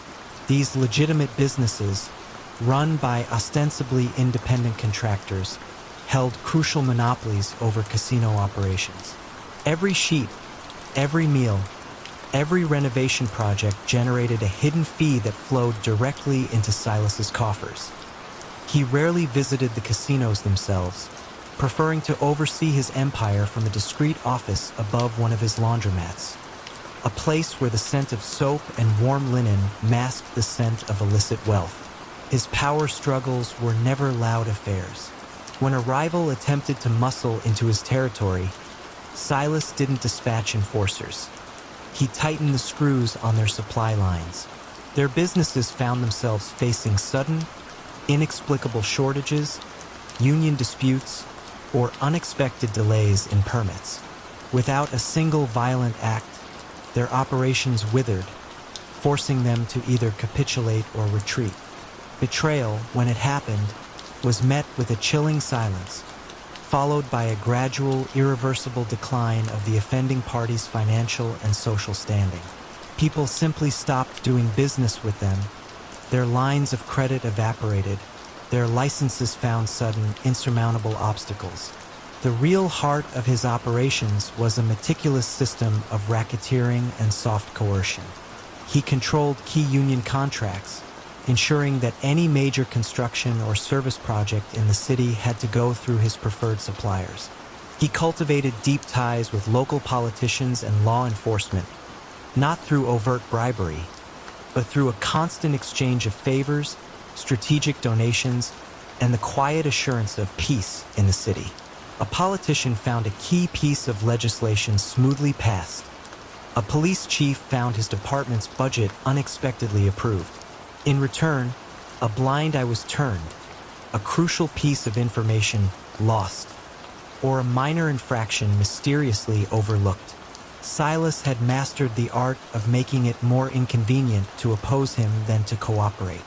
For almost 20 years, Silas operated with impunity, his influence extending like invisible tendrils through every facet of Atlantic City life. The city thrived, and Silas thrived quietly within it. He was a silent partner in almost everything, unseen but undeniably present. The unraveling began not with a grand sting operation, but with the quiet persistence of a young, unassuming IRS agent named Evelyn Reed. Evelyn wasn't interested in organized crime. She was interested in discrepancies, in numbers that didn't quite add up. Her focus was on the seemingly legitimate small businesses that were generating impossible profits while reporting suspiciously low taxes. She noticed a pattern: multiple laundromats, diners, and trucking companies, all owned by different individuals, yet all sharing a peculiar commonality in their accounting irregularities and their surprising resilience even in economic downturns. Evelyn's investigation was slow, methodical, almost academic. She spent years cross-referencing public records, tracking ownership changes, and analyzing financial statements. She didn't have wiretaps or informants. She had spreadsheets and an unshakable belief that financial truth would eventually reveal itself.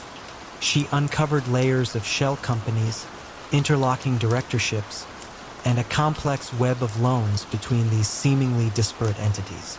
The money, she found, was not just moving between them.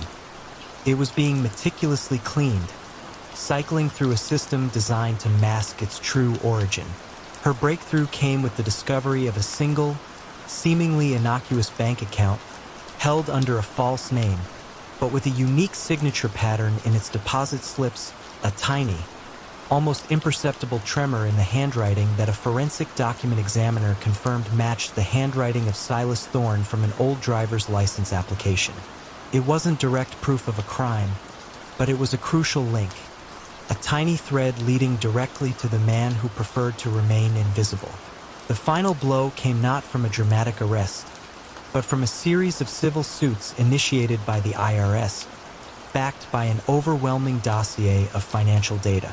Evelyn's work meticulously documented the systemic fraud, the tax evasion, and the racketeering hidden within Silas's legitimate business empire.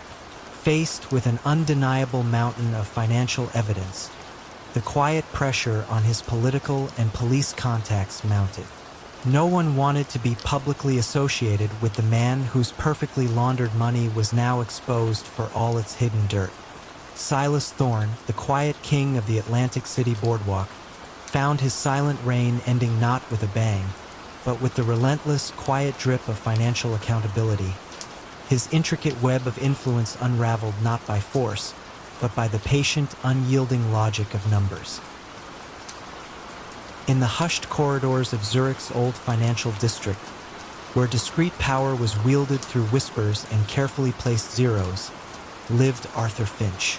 To the casual observer, Arthur was an unremarkable man, a senior accounts manager at a reputable private bank, his life as meticulously organized as the ledgers he oversaw. His suits were always pressed, his spectacles perpetually perched on his nose, and his voice a soft, almost hypnotic murmur.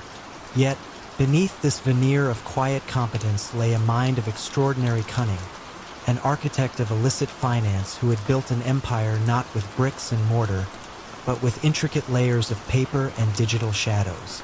Arthur's journey into the world of shadow banking began not with a dramatic pact, but with a series of intellectual puzzles. Years ago, a shrewd investor had approached him with an unusual proposition: how to move substantial sums of money across borders without drawing undue attention.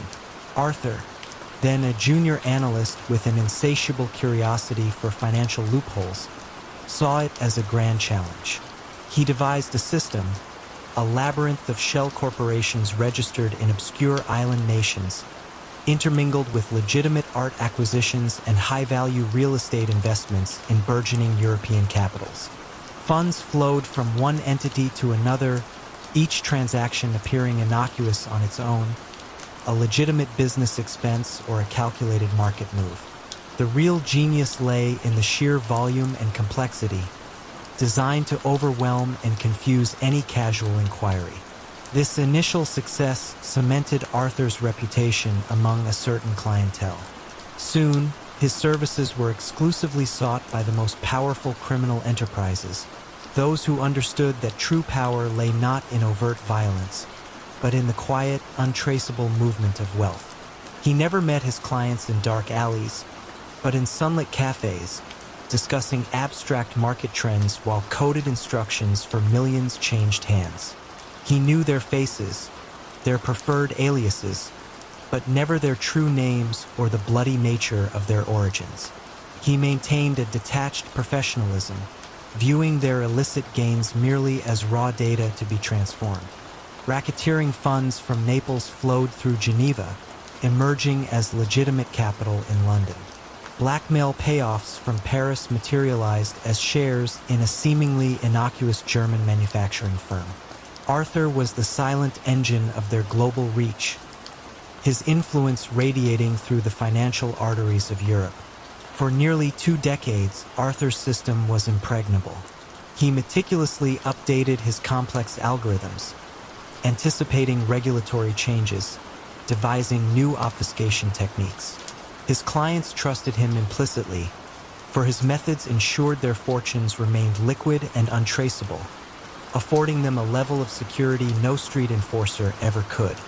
His life remained one of quiet routines, the only indulgence being his collection of rare botanical prints. He felt no remorse, no fear. His work was a grand intellectual exercise, a testament to his unparalleled mastery of finance. The first tremor in his carefully constructed world came not from a raid or an informant, but from a subtle shift in the global financial landscape. International cooperation between law enforcement agencies, once fragmented, began to coalesce. A new generation of financial investigators, armed with advanced data analysis tools, started to look not just at individual transactions, but at patterns across vast datasets. They didn't chase criminals, they chased money. A small, almost insignificant anomaly sparked their interest. A series of seemingly unrelated real estate transactions across 3 different countries, all eventually linked by a single, obscure holding company registered in a remote trust. It was a thread so fine, so delicate, that only the most patient and methodical investigation could have found it. The investigators, a team led by a relentless British financial crimes expert named Eleanor Vance, didn't understand the full picture, but they sensed the quiet hum of something vast and hidden. They began to pull gently at first. They unspooled the holding company, revealing layers of shell entities, each one leading to another, until the trail circled back to a peculiar cluster of accounts managed by a specific private bank in Zurich, Arthur's Bank. Eleanor's team didn't need a witness or a confession. They needed only to follow the numbers. They built a timeline, painstakingly mapping the flow of funds, noticing the same subtle, almost imperceptible fingerprints of Arthur's unique financial architecture. The pressure mounted not with sirens or shouted commands, but with polite, yet firm requests for information from various international bodies. The bank, fearing reputational damage, began to cooperate, providing anonymized data. Arthur, still calm, oversaw the responses, confident his system remained unbreachable. But Eleanor's team was not looking for a single crime. They were looking for the network. One chilly autumn morning, a team of Swiss federal agents arrived at Arthur's office, not to arrest him with a flourish, but to politely request his presence for a routine inquiry. They didn't accuse him. They simply laid out a series of flowcharts, meticulously detailing the interconnected web of transactions, each line a silent accusation. The sheer volume and precision of their data, compiled from years of patient investigation, left him stunned. There was no single piece of incriminating evidence, but the undeniable, crushing weight of 1,000 legitimate transactions, arranged in an utterly illegitimate pattern. Arthur Finch, the quiet architect of ill-gotten gains, watched his invisible empire crumble, not with a roar, but with the quiet rustle of paper, the silent scream of ledgers finally revealing their secrets. The downfall of his criminal enterprise was not marked by gunfire, but by the relentless, methodical pursuit of truth through the language of numbers, a testament to the fact that even the most intricate systems of concealment can be unraveled by patience and quiet determination. in the opulent yet discreet financial districts of Zurich and Geneva in the late 1990s, where numbered accounts and banking secrecy were sacrosanct, a man named Adrian the Banker Haas was a silent titan. He wasn't a criminal in the conventional sense, nor did he issue threats or wield any visible power. Adrian was a distinguished private banker, impeccably dressed, with an air of unflappable discretion, whose true expertise lay in the masterful art of financial obfuscation. His empire was built on providing the ultimate service to the world's illicit elite, making dirty money vanish and reappear, utterly clean and untraceable. Adrian's ascent began within the highly regulated, yet surprisingly porous, Swiss banking system. He possessed an extraordinary understanding of international financial regulations, cross-border tax treaties, and the subtle nuances of corporate law in various jurisdictions. He recognized that while traditional money laundering often left crude trails, a truly sophisticated operation could leverage the very legitimate structures of global finance to create an impenetrable labyrinth. He started by offering creative investment solutions to wealthy clients whose funds had ambiguous origins, quickly earning a reputation for his unparalleled ability to make problems disappear. His primary criminal strategy was the mirror company scheme. He would establish identical shell corporations in multiple countries, for instance, one in Panama, another in the British Virgin Islands, and a third in Liechtenstein, each appearing to be involved in legitimate business like international trade or intellectual property licensing. Funds would be moved between these entities through a complex series of seemingly legitimate loans, investments, and service fees, creating a dizzying, untraceable flow. The money would then enter the Swiss banking system through a series of back-to-back loans, where the illicit funds were used as collateral for a legitimate loan, effectively divorcing the money from its criminal origin. Racketeering, in Adrian's refined world, was about controlling financial access and information. He would discreetly approach legitimate businesses or individuals with minor financial irregularities or tax problems, offering his discreet financial restructuring services. The unstated understanding was that once they entrusted their funds to him, they became utterly dependent on his network to keep their secrets. Any attempt to withdraw or transfer funds outside his carefully managed ecosystem would be met with inexplicable delays, unexpected audits, or even the subtle threat of anonymous tips to tax authorities. He built a silent, pervasive control over his clients' financial lives, ensuring their loyalty through the sheer impossibility of disentangling themselves. Money laundering, for Adrian, was not merely a service, it was a bespoke financial architecture. He acquired stakes in several high-end art dealerships, luxury watch manufacturers, and even exclusive resort properties across Europe.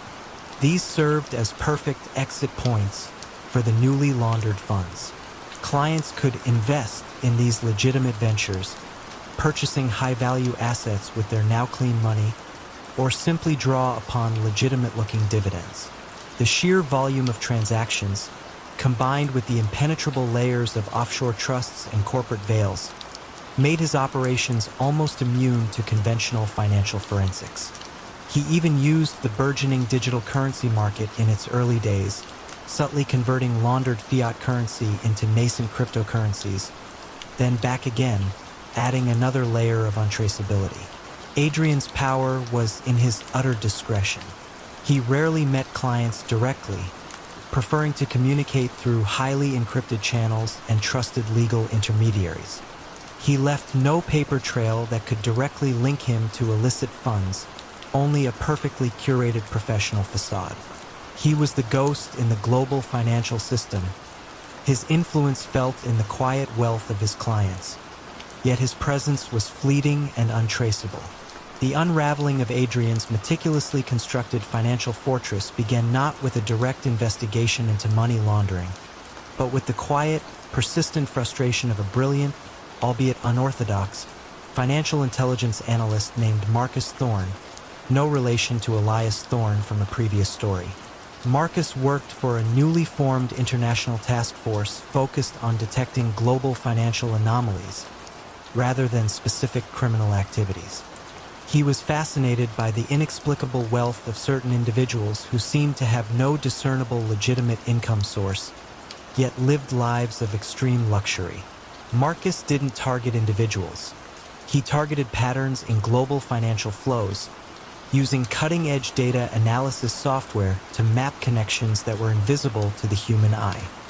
He noticed a peculiar phenomenon: unusually large sums of money originating from high-risk jurisdictions, flowing through multiple layers of shell companies, and then consistently entering the legitimate financial system through a specific small network of Swiss private banks, always managed by the same handful of seemingly independent, low-profile fund managers. The money would then quickly diversify into luxury assets and legitimate businesses, leaving a remarkably clean trail.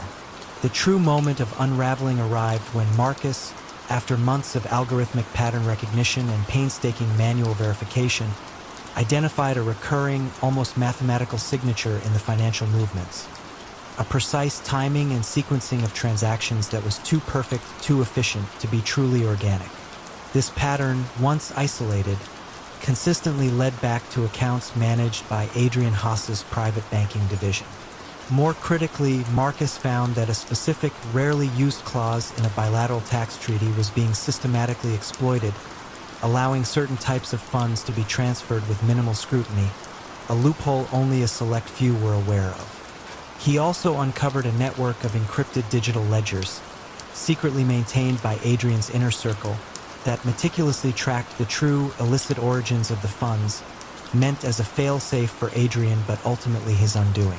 Adrian Haas was eventually indicted on dozens of counts of money laundering, wire fraud, and conspiracy to commit financial crimes across multiple jurisdictions. His arrest was as discreet as his operations. He was apprehended in his elegant Zurich office, calmly reviewing financial statements, a faint, almost imperceptible nod of resignation on his face. His empire, built on the quiet mastery of financial secrecy and the subtle manipulation of global regulations, collapsed not with a bang, but with the relentless, patient precision of an analyst who understood that sometimes the most profound irregularities are hidden not in chaos, but in patterns that are simply too clean. In the shadowy corners of post-war Sicily, far removed from the romanticized image of sun-drenched vineyards, a different kind of power was being quietly consolidated. Salvatore, the architect Messina, was not a man who wielded a gun, nor did he issue direct threats. His influence grew from an unnerving ability to understand and exploit human weakness, to craft intricate schemes of information control and social leverage that made him indispensable to the region's established criminal families. He was, in essence, a master of secrets, a quiet puppeteer whose strings were invisible, woven from fear and obligation. Salvatore's entry into the clandestine world was through the legal system. He began as a junior clerk in a small-town courthouse, meticulously organizing documents and transcribing testimonies. This mundane work provided him with an unparalleled understanding of the mechanisms of justice, and more importantly, the subtle pressure points within individual lives revealed in civil disputes and minor criminal records. He learned that every person, no matter how powerful, possessed a vulnerability, a secret they guarded above all else. His ascent was built upon a unique form of information brokerage. He would identify individuals, small-town officials, businessmen on the cusp of expansion, even rival low-level enforcers who had something to hide. Rather than extort them, he would offer seemingly innocuous services, like discreetly resolving a minor zoning dispute or ensuring a quiet loan for a struggling family business. These favors were always presented as acts of goodwill, but they came with an implicit understanding. Salvatore now possessed a piece of their hidden life. This quiet obligation, rather than overt threat, was his preferred tool. Salvatore's criminal strategy revolved around a sophisticated system of blackmail and soft coercion. He never left a paper trail, nor did he use intermediaries who could be easily traced. Instead, he cultivated a vast network of informers, disgruntled employees, gossiping neighbors, lonely civil servants, who unknowingly fed him a steady stream of intimate details about local figures. He would then use this information to create a climate of pervasive unease. A local mayor might find a seemingly random newspaper article highlighting a distant, embarrassing family connection just before a crucial vote. A businessman might notice a subtle shift in the tone of his bank manager after a quiet word from a third party. The source of the pressure was always untraceable, leaving the target feeling exposed and vulnerable, with no clear enemy to confront. Power struggles within the various factions of organized crime were deftly navigated by Salvatore. He never sided openly.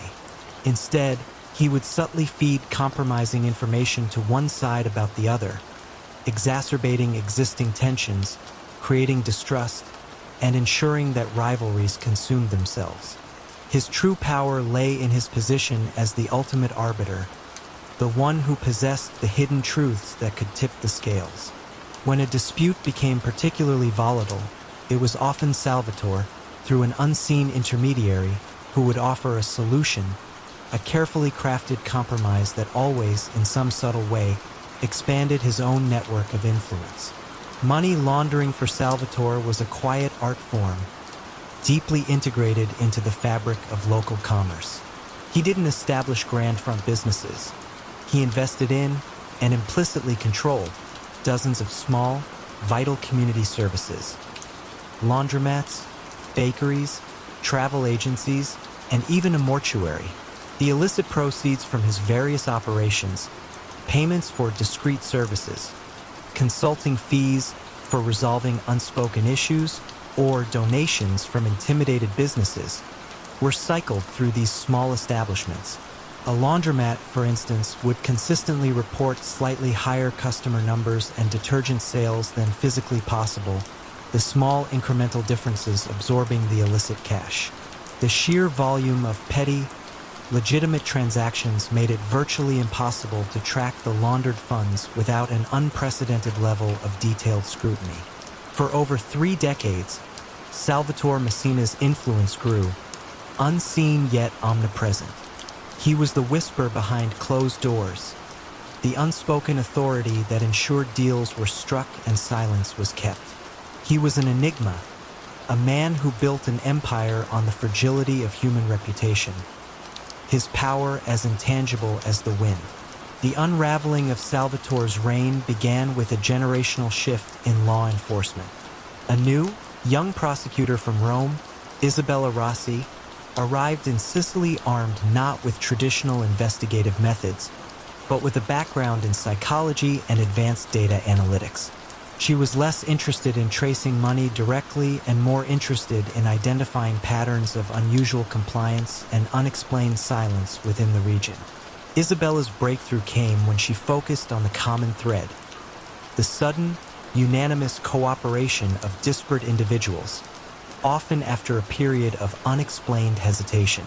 She developed a complex algorithm to analyze public records, social media patterns, as they emerged in the early 2000s, and even local gossip forums looking for anomalies in behavior or communication that preceded these cooperative outcomes. She wasn't looking for explicit threats, but for the statistical probability of a network of quiet influence. Her analysis began to point to a common, yet untraceable factor: a sudden, shared shift in public perception or legal stance that seemed to emanate from no obvious source. She discovered that a surprising number of these cooperative individuals had, at some point, had a minor, often forgotten personal or legal issue that had been quietly resolved years prior. This led her team to re-examine all archived minor legal cases, looking for connections to those who had suddenly become compliant. They found dozens of instances where a subtle but critical piece of information about an individual's personal life had appeared in an obscure, non-public document, only to vanish or be subtly altered after Salvatore's quiet intervention. The very meticulousness with which Salvatore had archived his secrets in various court and public records, believing them too obscure to be connected, became his undoing. When the warrants were finally issued, they were for information gathering, not arrests. They raided small businesses, not for cash, but for financial records that, while legitimate on the surface, revealed a consistent pattern of absorbing unaccounted funds. Salvatore Messina was found in his modest home, poring over old newspaper clippings, his world of carefully constructed shadows illuminated by the sudden glare of investigation. There was no dramatic pursuit, no desperate struggle, only the quiet closing of the book on a life spent in the margins, brought down by the very secrets he had so diligently collected and the relentless curiosity of a new generation determined to break the pervasive silence. In the hushed, velvet-lined auction houses and exclusive private galleries of late 1980s London, where fortunes were exchanged with a quiet nod, a man known only as the artisan, Julian Thorne, operated with surgical precision. Julian was not a common thief nor a blunt instrument of crime. He was a master forger, a quiet savant of art history and materials science, who built his clandestine empire on the subtle art of deception, creating flawless replicas of rare historical documents, antique maps, and forgotten master drawings. His power emanated not from threats, but from the unshakable belief of collectors and experts in the authenticity of his creations. Julian's rise began in the quiet solitude of his studio, a nondescript flat in a cobbled mews. He had an unparalleled eye for detail and an obsessive dedication to historical accuracy. He understood that true forgery wasn't about copying an image, but about replicating the very essence of time, the aged patina of paper, the subtle crackle of old ink, the specific pigments used centuries ago. He started by perfecting small, obscure pieces, slowly building a reputation among a select, discreet clientele who sought items that were either too rare or too difficult to obtain through legitimate channels. He filled gaps in private collections, satisfied academic curiosities, and, most profitably, created newly discovered pieces to inject into the market. His primary criminal strategy was one of exquisite substitution. He rarely stole originals. Instead, he would create a perfect replica, then, through a network of unscrupulous dealers and overly eager collectors, subtly introduce it into circulation as the genuine article. The original, if obtainable, would then be quietly sold off through completely separate channels or simply vanish. The market, desperate for rare finds, often overlooked minor inconsistencies, especially when presented with a compelling narrative of discovery. His genius lay in understanding the psychological biases of experts, their desire to believe in a new discovery, their tendency to focus on broad strokes rather than microscopic details. Racketeering, in Julian's refined world, was about control over provenance and information.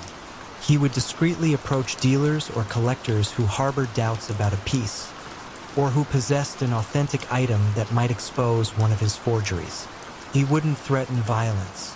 Instead, his intermediaries would subtly hint at damaging rumors regarding the authenticity of their entire collection, or suggest that their legitimate items might face unforeseen legal challenges regarding their origin.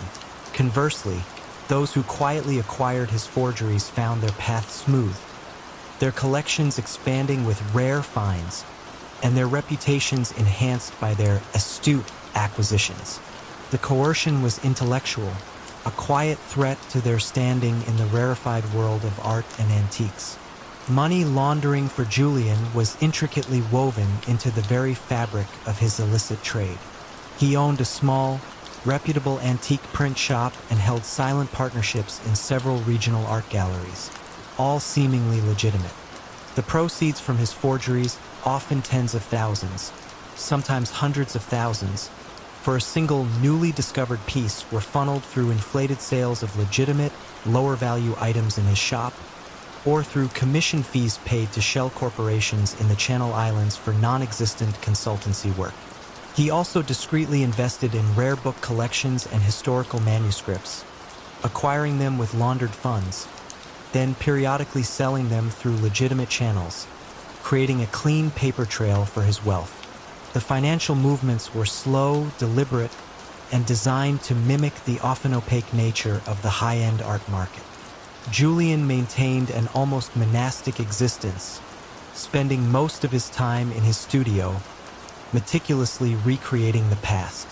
He cultivated an image of eccentric brilliance, a recluse dedicated to his craft. This reclusiveness served as a perfect shield, keeping him far from the scrutiny of law enforcement, who were largely unequipped to deal with crimes of such subtle intellectual complexity. The unraveling of Julian's meticulously crafted world began not with a direct police investigation, but with the quiet, scholarly persistence of Dr. Evelyn Reed, a renowned art historian specializing in Renaissance drawings. Evelyn had a particular fascination with the provenance of newly discovered works, a field often fraught with academic disputes. She noticed a peculiar pattern. Several recently surfaced drawings, each attributed to different masters and found in disparate locations, shared a subtle, almost imperceptible commonality in their paper type and a peculiar minute flaw in the aging process of their ink, something that defied natural wear. Evelyn didn't suspect a criminal at first.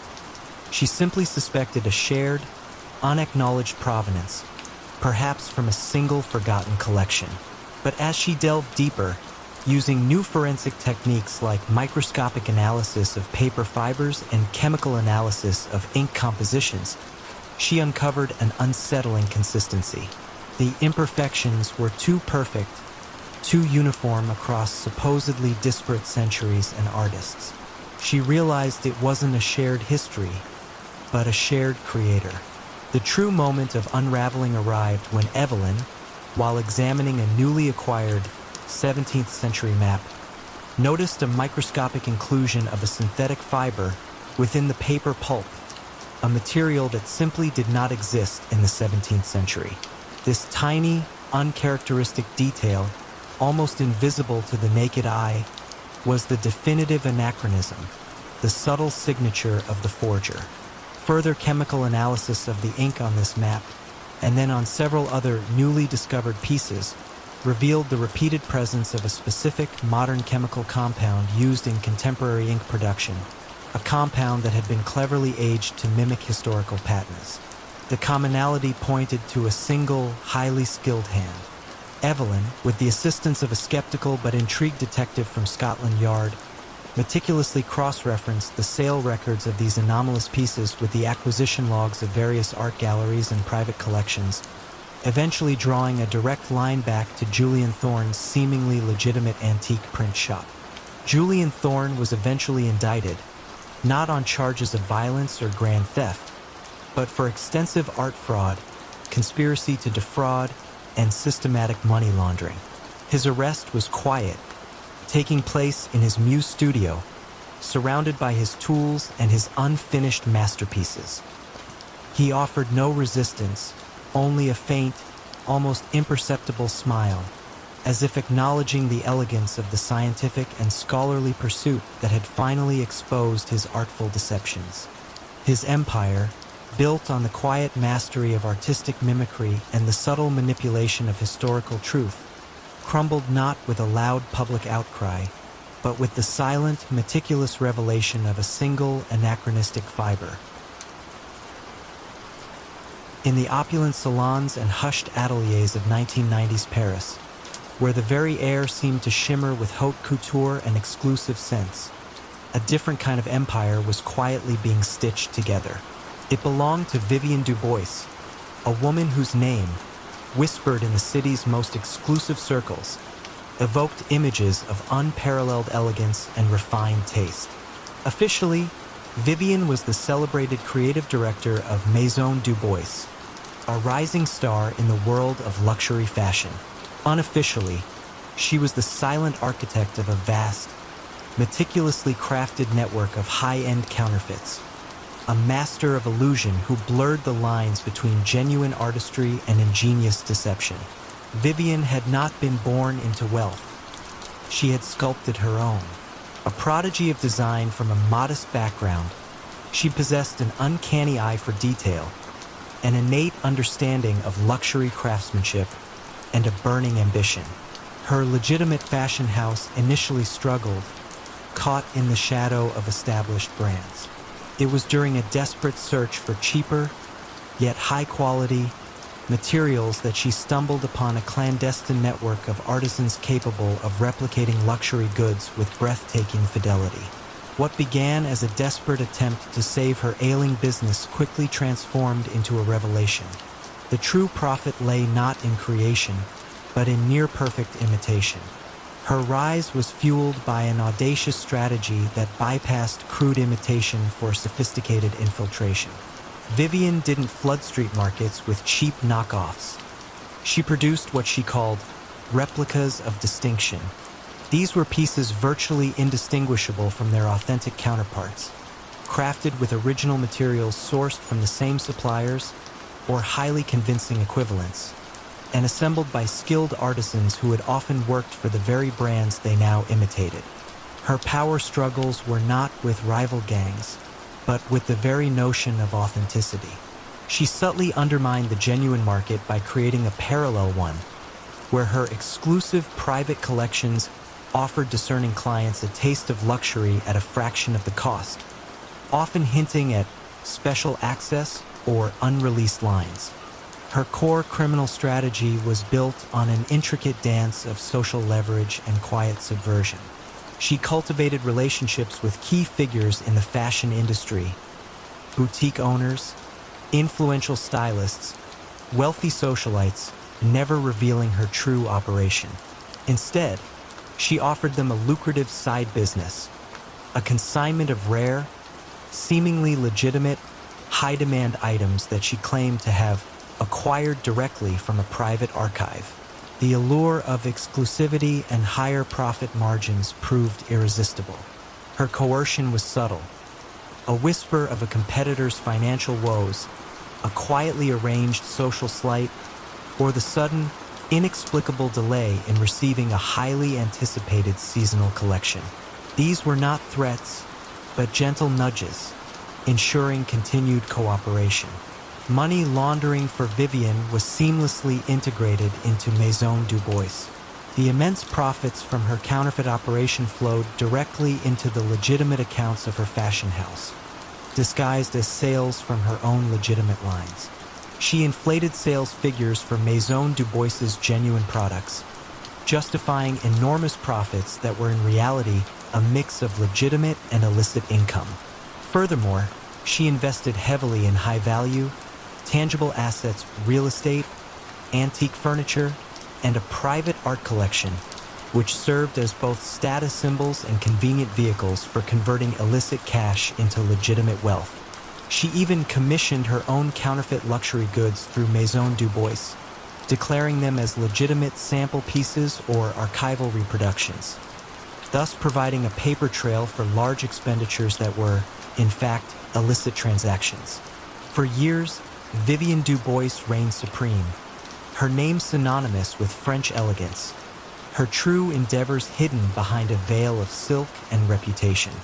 Her counterfeits were so perfect, so expertly placed, that even the most discerning experts often failed to detect them. The sheer audacity of her operation, combined with her impeccable social standing, made her almost untouchable. The unraveling of Vivian's empire began, not with a tip-off or a dramatic raid, but with a scientific breakthrough in textile analysis. A team of material scientists at a prestigious European university developed a new spectroscopic technique capable of identifying minute variations in the molecular structure of fibers and dyes, allowing for unprecedented precision in dating and authenticating luxury fabrics. This technology, initially intended for art restoration and historical preservation, found its way into the hands of a consortium of luxury brands desperate to to combat the burgeoning counterfeit market. One particular investigator, a quiet, tenacious textile engineer named Elise, was tasked with applying this new technology. She didn't look for glaring errors. She hunted for anomalies, for the almost imperceptible whispers within the fabric itself. Her breakthrough came with a seemingly perfect Maison du Bois handbag purchased from a high-end boutique. While visually flawless, Elise's new analysis revealed a microscopic inconsistency in the precise ratio of certain polymers in the leather's finish. A deviation so minuscule it was invisible to the naked eye. It was a signature not of forgery, but of a different, highly sophisticated, and subtly distinct production process. Elise's findings were initially met with skepticism. How could Maison du Bois be involved in counterfeiting when they were a brand themselves? But her persistence led her to analyze other Maison du Bois items, then other luxury items that had passed through the same distribution channels. She began to trace a pattern of these microscopic signatures, appearing in goods supposedly from different brands, all flowing through a complex network of boutiques and private sales that subtly converged on Maison du Bois. The authorities didn't swoop in with guns drawn. Instead, they began a quiet, methodical financial audit of Maison du Bois, cross-referencing its declared sales with the new textile analysis data.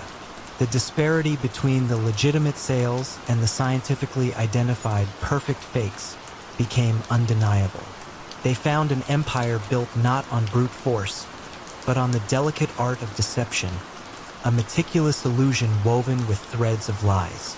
Vivienne Dubois was apprehended during a tranquil evening fashion show at her Grand Parisian atelier. She stood backstage, calmly adjusting a gown, her expression serene, as plainclothes officers approached. There was no struggle, no dramatic confession, only the quiet realization that her fabric of lies, so intricately spun, had finally been unraveled by the silent, unyielding truth hidden within the very fibers she had so masterfully manipulated. In the nascent digital landscape of London at the turn of the millennium, where the internet was still a wild frontier for many, Julian Vance, known to his select clientele as the Architect, operated from an understated office in Mayfair. Julian was not a man of loud threats or physical intimidation. His power resided in the invisible currents of information, the subtle manipulation of public perception, and the chilling certainty that he could, with a few keystrokes, reshape a reputation or derail a fortune.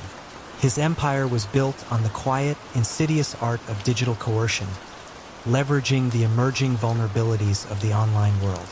Julian's rise began modestly as a sharp, innovative public relations consultant. He understood the profound shift the internet represented long before many. He saw that information, once confined to print and broadcast, could now spread globally, instantly, and often anonymously. His initial legitimate work involved managing corporate crises and burnishing public images. But he soon realized the true power lay not just in building, but in subtly dismantling. He began offering reputation management services to high-net-worth individuals and corporations with something to hide or something to gain. His primary criminal strategy was a sophisticated form of digital blackmail and subtle sabotage. He would identify individuals or companies vulnerable to public scrutiny, or those engaged in delicate negotiations like corporate takeovers. He would then approach them, not with an explicit threat, but with an offer to safeguard their public image from potential attacks. If they refused, a drip feed of damaging, often fabricated or exaggerated, information would begin to appear online. Anonymous blog posts, seemingly innocuous forum discussions, obscure news site articles, or even carefully crafted email leaks to minor media outlets. The information was never blatant.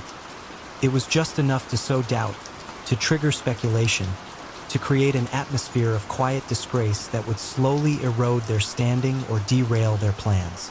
Racketeering, under Julian's quiet direction, took the form of exorbitant consultancy fees paid by those seeking to protect their reputation, or to subtly undermine a competitor.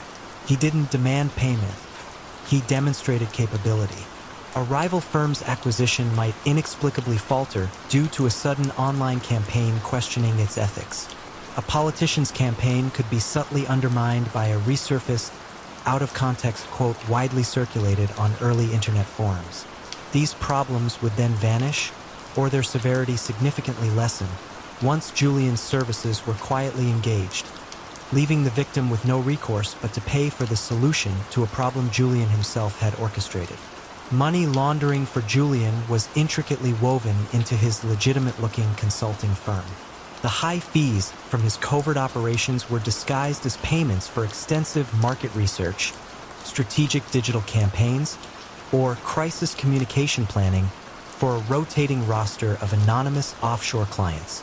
He invested heavily in early-stage tech startups, often acquiring significant stakes with laundered funds, then liquidating them as the startups matured, transforming illicit gains into seemingly legitimate capital appreciation. His financial trails were obscured through multiple layers of shell companies registered in nascent internet havens and complex cross-border transfers, making his wealth appear to be the natural product of a highly successful, pioneering digital consulting empire. Julian's operational security was obsessive. He used burner phones, encrypted communications, and a labyrinth of anonymous proxy servers. His few trusted associates communicated only through secure, one-time channels and were compartmentalized, knowing only their small piece of the larger puzzle. He was a ghost in the machine, his influence undeniable in the fluctuating fortunes of his targets. Yet his presence was fleeting and seemingly untraceable. The unraveling of Julian's meticulously constructed digital fortress began not with a direct police investigation, but with the quiet, obsessive curiosity of a disgruntled former client. Eleanor Vance, no relation to Julian Vance from a previous story, a mid-level corporate executive, had once reluctantly paid Julian to manage a minor scandal. Years later, she noticed an eerily similar pattern of online smear tactics being used against a friend's startup, reminiscent of her own ordeal. Eleanor, deeply ethical and now retired, harbored a quiet resentment towards Julian and a profound suspicion that the problems he solved were often of his own making. Eleanor, with a quiet determination, began to meticulously document every unusual online anomaly, every subtle smear campaign, and every inexplicable corporate downturn that seemed to benefit Julian's known associates. She wasn't a cyber expert, but she had a keen eye for human patterns. She noticed that certain anonymous online accounts, while seemingly disconnected, would consistently initiate the subtle attacks, and that these accounts, despite their varied personas, sometimes used eerily similar phrasing or referenced obscure facts that only Julian could have known. The true moment of unraveling arrived when Eleanor, after months of painstaking digital sleuthing, uncovered a subtle, recurring flaw in the very digital fabric of Julian's operations. A unique, almost imperceptible coding signature embedded in the metadata of the anonymous websites he frequently used for his subtle smear campaigns. It was a tiny, custom error in a specific piece of open-source web design code he had adapted for his anonymous sites, a digital fingerprint he believed was invisible. She also discovered a hidden, encrypted server, accidentally left with a subtle, non-standard port open, which, once accessed, contained a meticulously organized ledger of his clients, operations, and the exact fees paid for his services. Eleanor, armed with this overwhelming digital evidence, presented her findings to a reluctant but ultimately convinced team of Scotland Yard's cybercrime unit. She outlined not a case of violent crime, but a sophisticated, unprecedented scheme of digital blackmail, corporate sabotage, and systematic money laundering that had silently reshaped fortunes and ruined reputations. Her evidence was not in confessions or informants, but in the cold, hard bites of data and the undeniable patterns of digital manipulation. Julian Vance was eventually indicted on dozens of counts of extortion, fraud, and conspiracy to commit money laundering. His arrest was quiet, taking place in his high-tech, minimalist office, where he was found calmly monitoring a financial news feed. He offered no resistance, only a faint, almost imperceptible nod of resignation, as if acknowledging that the intricate, silent dance of digital shadows he had orchestrated had finally, and quietly, been illuminated. His empire, built on the unseen flows of information and the subtle manipulation of public perception, collapsed not with a bang, but with the relentless, patient precision of a former victim who understood that even in the digital realm, nothing is truly invisible forever. In the gritty, rain-slicked docklands of London during the post-war era of the 1950s and 60s, power was often a brutal, visible force. But amidst the clamor of cranes and the roar of cargo ships, a more subtle, insidious influence was taking root, woven by the cunning mind of Bartholomew "Barty" Finch. Barty was not a man who commanded with shouts or threats. He operated like a shadow, his authority felt more than seen, his grip on the flow of goods and money as pervasive as the Thames fog. Barty began his ascent not through violence, but through meticulous organization and an almost encyclopedic knowledge of the dockyards. He started as a seemingly innocuous union steward, a keen observer of the inefficiencies and vulnerabilities within the labyrinthine shipping industry. He saw that power didn't lie in controlling a single commodity, but in controlling the process of movement itself. He understood the nuances of port operations, the rhythms of cargo loading and unloading, the precise timing of customs inspections. His initial strategy was to offer expedited services, small, unofficial shortcuts that bypassed bureaucratic delays for legitimate businesses. A shipment stuck in customs might mysteriously clear faster with Barty's intervention, a vital cargo guaranteed to be unloaded first. These favors built quiet obligations, creating a network of grateful, indebted contacts throughout the docks, from shipping magnates to crane operators. He cultivated an image of a man who could make things happen, a fixer who simply knew the right people. Barty's criminal strategies were centered on quiet racketeering and chokehold control over logistics.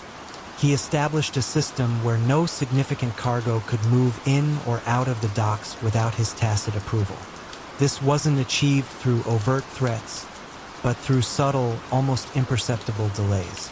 A particular shipment might face inexplicable paperwork issues, a vital piece of equipment might mysteriously malfunction, or a crucial team of stevedores might be unavailable.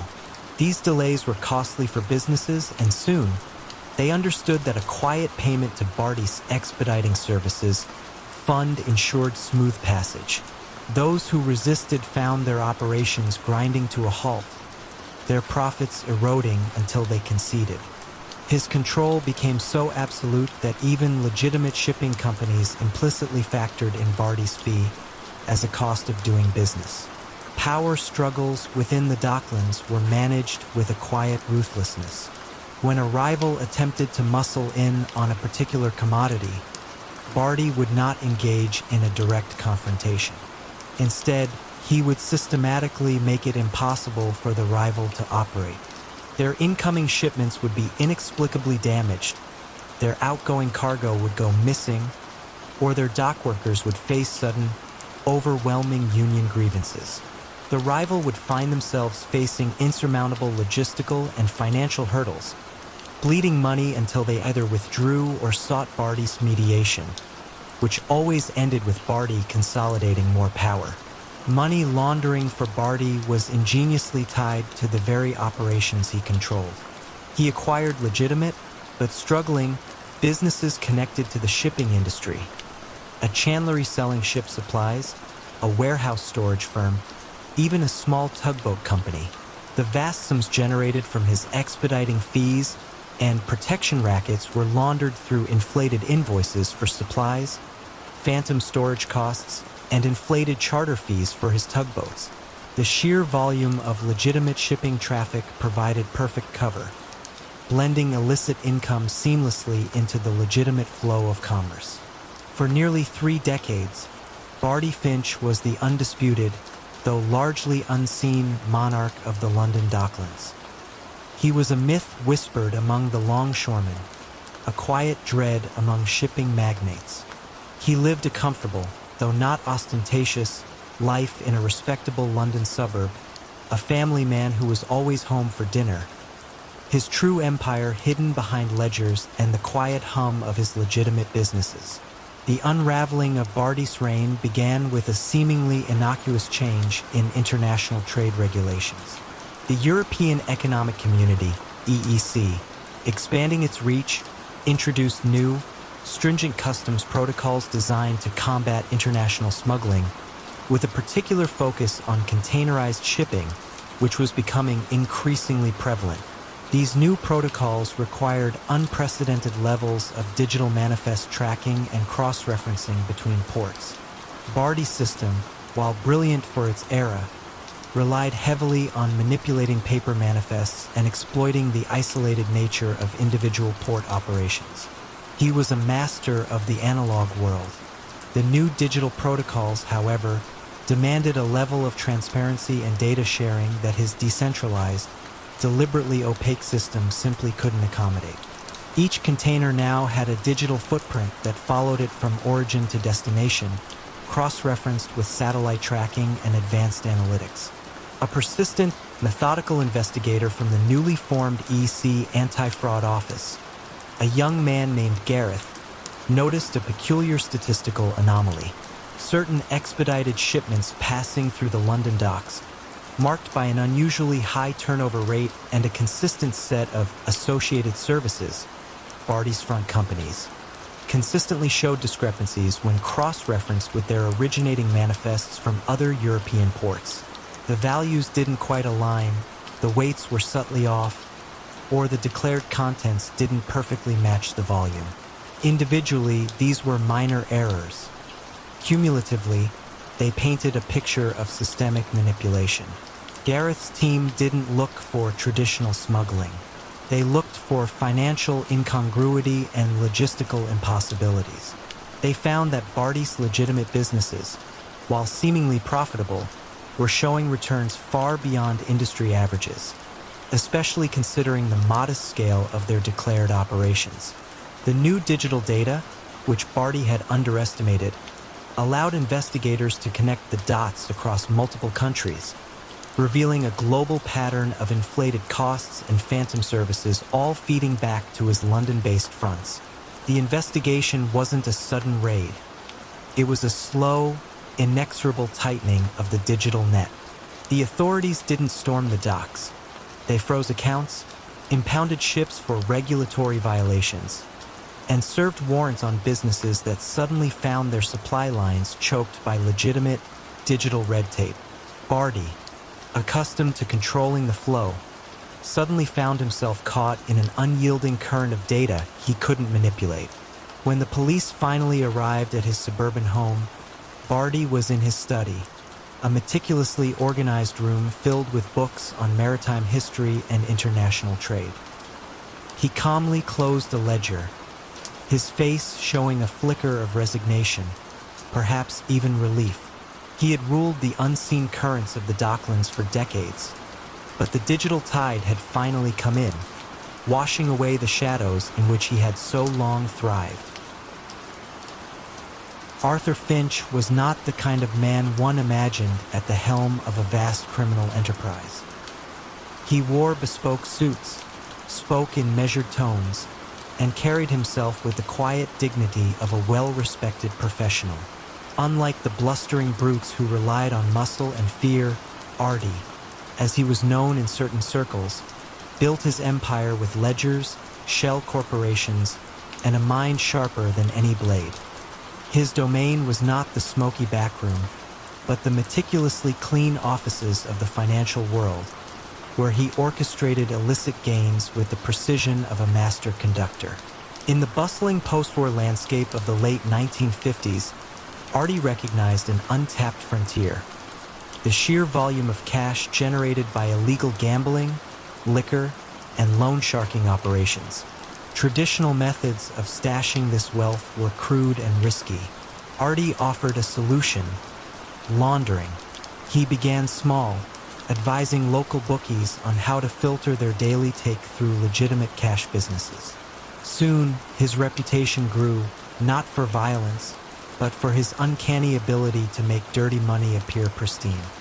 He acquired a chain of laundromats, then diners, then a portfolio of seemingly modest real estate holdings across several states.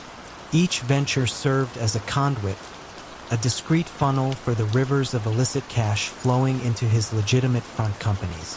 The hum of washing machines and the clatter of cutlery became the soundtrack to his burgeoning empire. His method of control was equally subtle. Artie rarely threatened directly. Instead, he preferred a gentle squeeze, a quiet conversation that highlighted vulnerabilities. A struggling business owner might find an unexpected, generous loan from one of Artie's shell corporations, only to discover later that the terms allowed for an escalating series of consulting fees or security services that slowly siphoned off their profits. Defiance was met not with broken bones, but with an unexpected audit, a sudden rise in insurance premiums, or the mysterious withdrawal of credit lines. Artie didn't need to brandish a weapon. He simply pulled the financial rug out from under those who dared to cross him, leaving them to fall quietly into ruin. Beneath the calm surface of Artie's operations, a quiet tension began to brew. Leo Martino, one of Artie's ambitious lieutenants, had grown restless. Leo handled the day-to-day logistics of collection and disbursement, a role that brought him into direct contact with the immense cash flows. He started skimming tiny amounts at first, then growing bolder. Artie, with his finger on the pulse of every financial transaction, detected the discrepancies almost immediately. There was no confrontation, no dramatic outburst. Instead, Artie began to subtly reroute funds, assigning Leo to increasingly peripheral tasks, slowly drying up his access to the main conduits of money. Leo found himself isolated, his once considerable influence eroding with each passing week. The subtle starvation was far more unnerving than any open threat, a quiet, chilling demonstration of Artie's power. Feeling cornered and increasingly irrelevant, Leo sought a quiet form of retribution. He knew Artie was untouchable through conventional means, but he also knew enough about the vast, intricate network of legitimate businesses.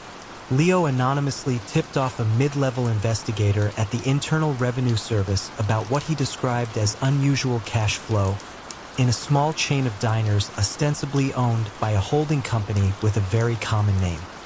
He provided just enough detail to pique curiosity, not realizing the full implications of his actions. He simply wanted to cause a nuisance, a minor inconvenience for the man who had so quietly dismantled his ambition. The investigator, a meticulous and unflashy individual named Agent Davies, specialized in uncovering tax evasion, not organized crime. Davies saw the tip as a puzzle, a series of numbers that didn't quite add up. He began a slow, methodical audit, tracing deposits, cross-referencing ledger entries, and observing patterns that, in isolation, seemed innocent enough. One small, seemingly insignificant discrepancy in the cash receipts of a diner in Ohio led him to a holding company in Delaware, which in turn led him to a series of other seemingly unrelated businesses, each exhibiting similar, subtle financial anomalies.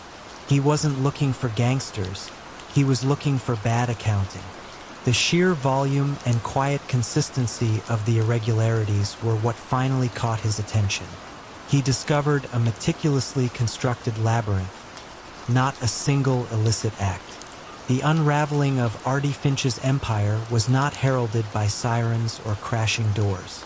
It came through certified letters, a series of subpoenas, and the quiet, polite arrival of federal agents at his immaculately kept office. They carried no weapons, only folders overflowing with spreadsheets and forensic reports. The evidence was not eyewitness testimony or recordings of violent threats, but the undeniable, cold, hard data extracted from his own intricate financial web. Artie sat in his expensive leather chair, watching them work, realizing that the very complexity he had prided himself on had become his undoing. a single, almost imperceptible thread, tugged by a resentful former associate and unraveled by a persistent, unassuming investigator, had brought his quiet dominion crashing down. The fall was as understated and methodical as his rise, a testament to the fact that even the most carefully constructed shadows can be illuminated by the relentless pursuit of truth. In the hushed, intellectual enclaves of New York City during the late 1980s, amidst the soaring towers of finance and media, a different kind of power broker was quietly establishing his domain. Elias Thorne was not a man of brawn or outward intimidation. His strength lay in his mind, his meticulous nature, and his profound understanding of human vulnerability. He was known to some as the Archivist, a seemingly innocuous title for a man who built an empire on the currency of secrets. Elias began his career as a highly respected, if somewhat reclusive, research consultant specializing in corporate due diligence. Companies hired him to vet potential partners, uncover hidden liabilities, or perform competitive intelligence. But Elias possessed a unique talent for unearthing the deeply buried and the intensely private. He saw not just financial risks, but the intricate web of personal indiscretions, past failures, and quiet embarrassments that could compromise an individual. He discovered that information, more than any other commodity, held absolute sway. His transition from legitimate research to clandestine influence was gradual, almost imperceptible. He began to selectively withhold damaging information from clients while using it to subtly gain leverage over the subjects themselves. A struggling CEO facing a hostile takeover might suddenly find an anonymous, detailed dossier on his rival's offshore accounts landing on his desk, implicitly suggesting a similar exchange could be made for a price. That price was rarely cash directly. It was often a quiet investment in a fledgling tech startup Elias secretly controlled, or the inclusion of his security consulting firm in their corporate structure. Elias's criminal strategy revolved around soft coercion and anticipatory blackmail. He wouldn't directly threaten. Instead, he would let the mere existence of his knowledge hang in the air like an unspoken promise of ruin. His network wasn't built on fear of physical harm, but on the terror of exposure. He had an uncanny knack for knowing what secrets would shatter a career, a marriage, or a reputation. He developed a sophisticated system of intelligence gathering, employing a small, dedicated team of former journalists, disaffected private investigators, and tech-savvy individuals who specialized in open-source intelligence and digital forensics long before these fields became mainstream. His office, a nondescript brownstone in a quiet part of Brooklyn, housed an extensive, meticulously cross-referenced archive of files, both digital and physical, on thousands of influential figures. Power struggles within the city's various spheres, politics, finance, even entertainment were opportunities for Elias. He didn't engage in turf wars, he orchestrated them. By selectively leaking partial truths or strategically timed revelations, he could subtly shift allegiances, weaken rivals, and propel his own chosen pawns into positions of influence. A city councilman might suddenly find his past indiscretions whispered in the press just as a crucial zoning vote approached, only for the rumors to mysteriously vanish once he voted Elias's way. No threats were uttered, only the uncanny timing of events, a quiet demonstration of his reach. Money laundering for Elias was a seamless integration into his information business. His consulting fees were exorbitant, but clients paid, knowing the alternative was far more damaging. He acquired struggling legitimate businesses, a small publishing house, a digital archiving service, a boutique investment firm, and funneled his illicit gains through them. These companies, ostensibly providing services, became conduits for funds, overpaying for Elias's research or selling intellectual property at inflated prices to shell corporations controlled by him. The beauty of his system was its self-sustaining nature. The more secrets he collected, the more influence he wielded, and the more legitimate fronts he could acquire. For nearly 2 decades, Elias Thorne operated with impunity. His methods were too subtle, his influence too diffuse for traditional law enforcement to grasp. He left no bloody trails, only whispers and the quiet despair of those trapped in his intricate web. He seemed untouchable, a phantom behind the curtain, always one step ahead. The unraveling, when it finally began, came from an unexpected source, the sheer volume of his own meticulous work. Elias had a cardinal rule: archive everything, no matter how insignificant. Among the countless files was a forgotten folder, physically stored in a secure, off-site location, related to a seemingly minor blackmail operation from his early days. The target then was a promising young prosecutor, coerced into dropping an investigation into a small-time real estate fraud. Elias had kept a seemingly innocuous piece of physical evidence from that case, a torn page from a specific limited edition local historical society newsletter detailing the prosecutor's family connections to the fraud. He kept it not for future use, but as a testament to his own thoroughness. Years later, that same prosecutor, now a hardened federal agent leading a new task force on sophisticated white-collar crime, began investigating a pattern of unusual financial transactions tied to several struggling businesses that had mysteriously rebounded. His team, utilizing cutting-edge pattern recognition software, noticed a recurring, almost imperceptible digital signature across various corporate filings and obscure online publications, a unique linguistic quirk, a specific phrase Elias often used in his manipulated documents. This led them to Elias's research firms. What truly broke the case, however, was a cold case review of that old real estate fraud.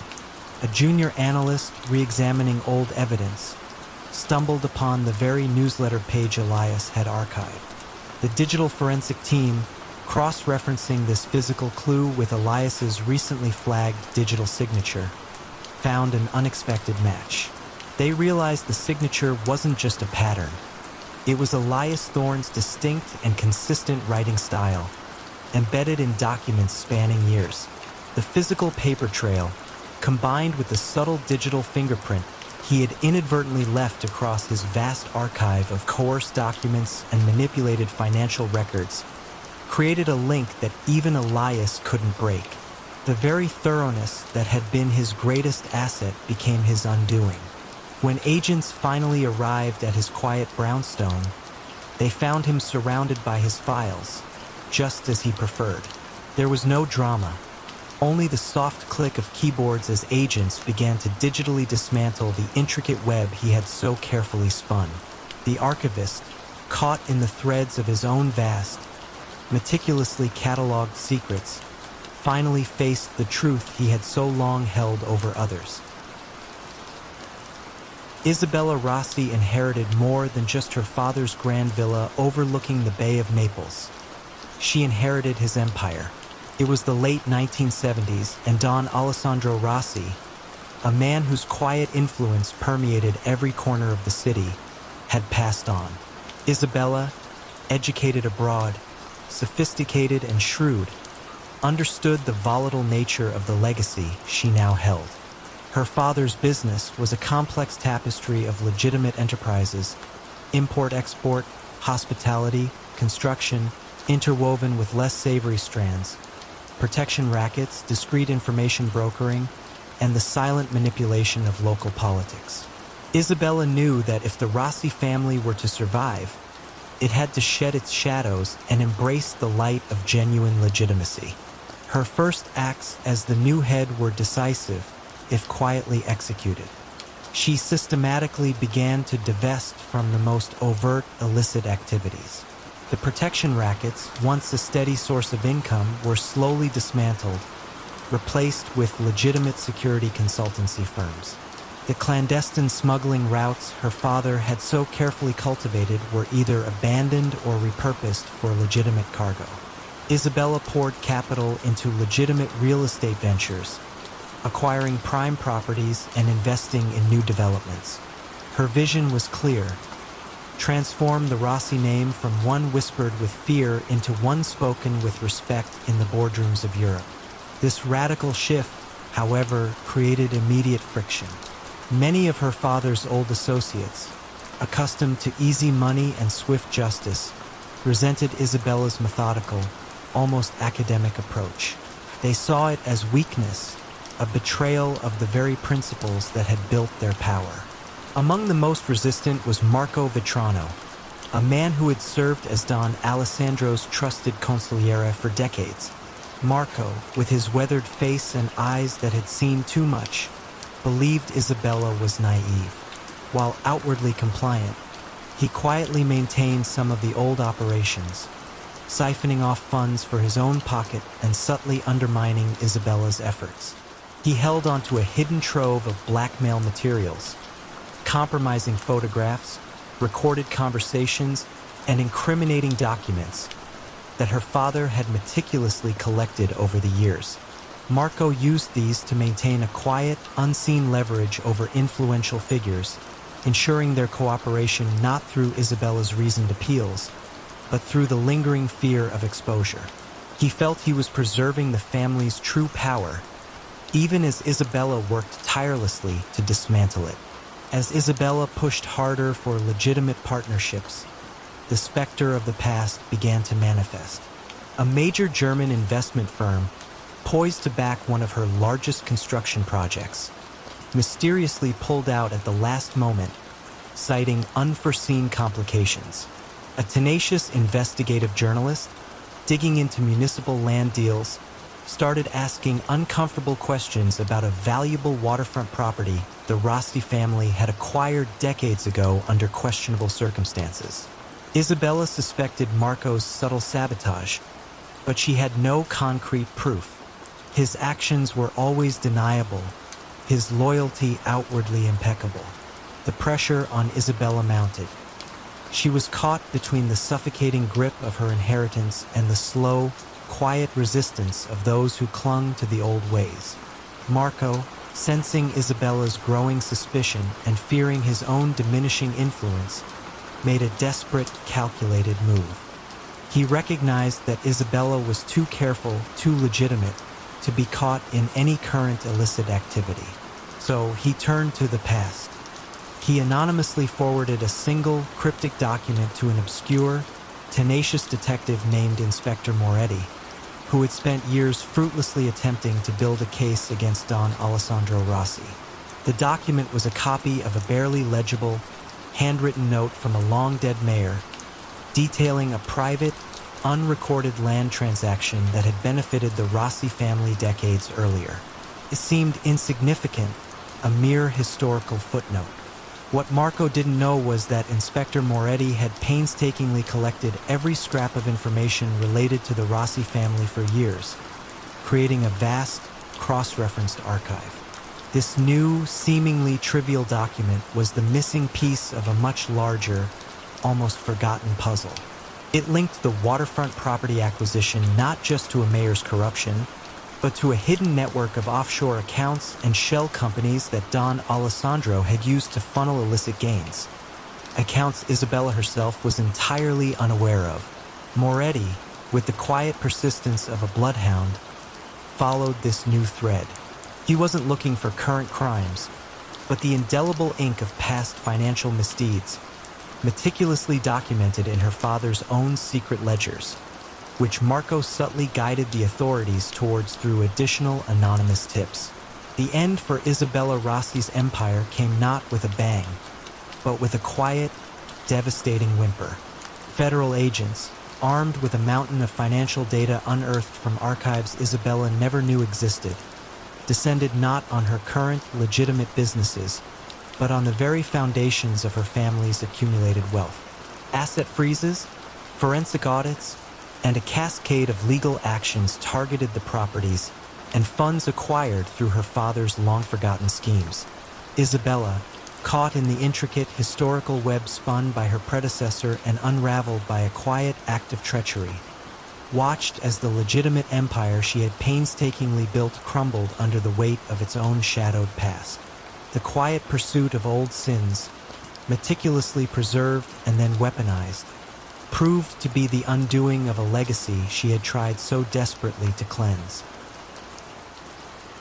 In the sprawling concrete jungle of Chicago, a city often defined by its blustery winds and even fiercer ambitions, the 1970s saw a quiet yet formidable power emerge from the shadows of its established criminal syndicates. This power belonged to Arthur the Iceman Jenkins, a man whose nickname wasn't earned through acts of chilling brutality, but through his unyielding composure and an uncanny ability to turn complex logistical puzzles into lucrative criminal enterprises. Arthur was a ghost in the machine, rarely seen, even less often heard, yet his influence permeated the city's underbelly like a pervasive chill. Arthur's rise was unconventional. He began not as a street enforcer or a backroom gambler, but as a meticulously organized middleman for a network of petty thieves and smugglers. His initial forte was in stolen goods, but he quickly saw the inefficiencies in the fragmented operations of the various crews. He proposed a centralized system, a silent distribution hub that could move anything from hijacked electronics to illicit liquor with remarkable speed and discretion. His genius lay in logistics, identifying vulnerable transit points, establishing secure warehousing, and creating untraceable payment flows. His calm demeanor and near-obsessive attention to detail made him indispensable. Unlike the fiery personalities of the older generation of mobsters, Arthur operated with a surgical precision that eschewed grand gestures. His power struggles were not fought with bullets, but with meticulous planning and subtle manipulations. When rival factions vied for control over a certain smuggling route, Arthur wouldn't send enforcers. Instead, he would subtly disrupt their supply chains, perhaps by offering their key transporters more lucrative and equally illicit work elsewhere, or by creating artificial bottlenecks in the very channels they relied upon. He would then step in, offering a solution that invariably placed him in a position of quiet control. He understood that true leverage came from making oneself indispensable, from being the unseen linchpin that held disparate criminal operations together. His primary criminal strategy revolved around sophisticated racketeering and silent coercion. He identified legitimate businesses, trucking companies, warehouses, even certain import-export firms that were struggling or vulnerable. Through a series of carefully orchestrated financial maneuvers, often involving anonymous loans or manipulated contracts, he would gain de facto control. Once intertwined, these businesses became integral parts of his illicit network, their legitimate operations masking the flow of contraband, their honest employees unknowingly contributing to his enterprises. For instance, a seemingly legitimate trucking company would deliver legitimate goods during the day, while its trucks, loaded with untaxed cigarettes or stolen designer clothes, would operate under cover of darkness, utilizing routes and schedules meticulously planned by Arthur.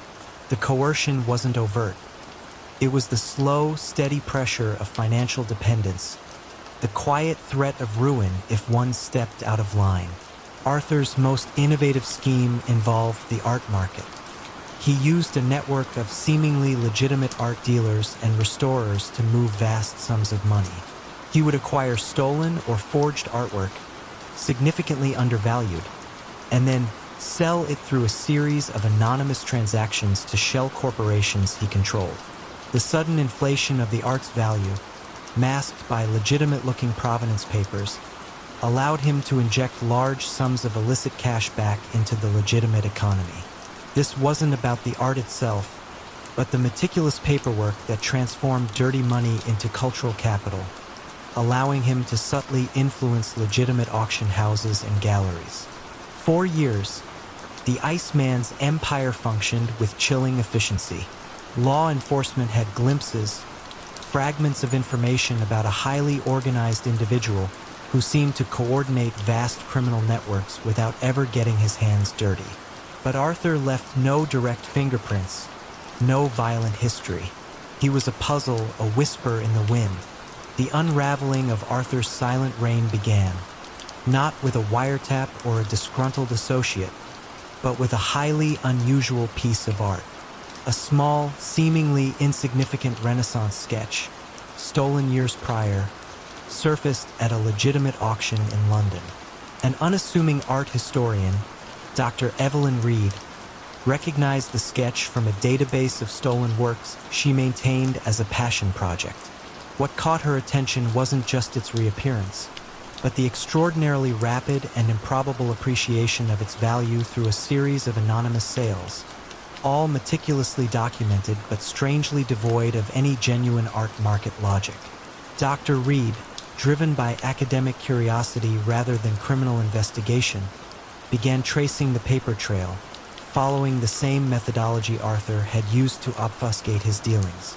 She uncovered a chain of transactions that, while legally sound on paper, made no sense from an art historical perspective. She shared her findings with a former student, now an FBI agent specializing in financial crimes. The agent, intrigued by the cleanliness of the paper trail, saw the potential. They didn't focus on the theft of the art, but on the unnatural financial activity surrounding it. They used sophisticated data analysis, something Arthur had not fully accounted for, to identify recurring patterns of rapid value inflation across multiple, seemingly unrelated art sales. This led them to the shell corporations, then to the legitimate businesses Arthur had quietly infiltrated. It wasn't a direct line to Arthur, but a slow, methodical peeling back of layers, each revealing another piece of his intricate financial web. Arthur was finally located in a quiet, unassuming office building in downtown Chicago, an address he'd used for years for his logistics consulting firm. When agents arrived, he was, as always, meticulously reviewing shipping manifests. There was no dramatic confrontation, no struggle. He simply looked up, a faint, almost imperceptible nod of understanding crossing his face. The Iceman had built his empire on the illusion of legitimacy and the power of meticulous detail, but it was those very details, when viewed through a different lens, that ultimately led to his quiet, inevitable thaw.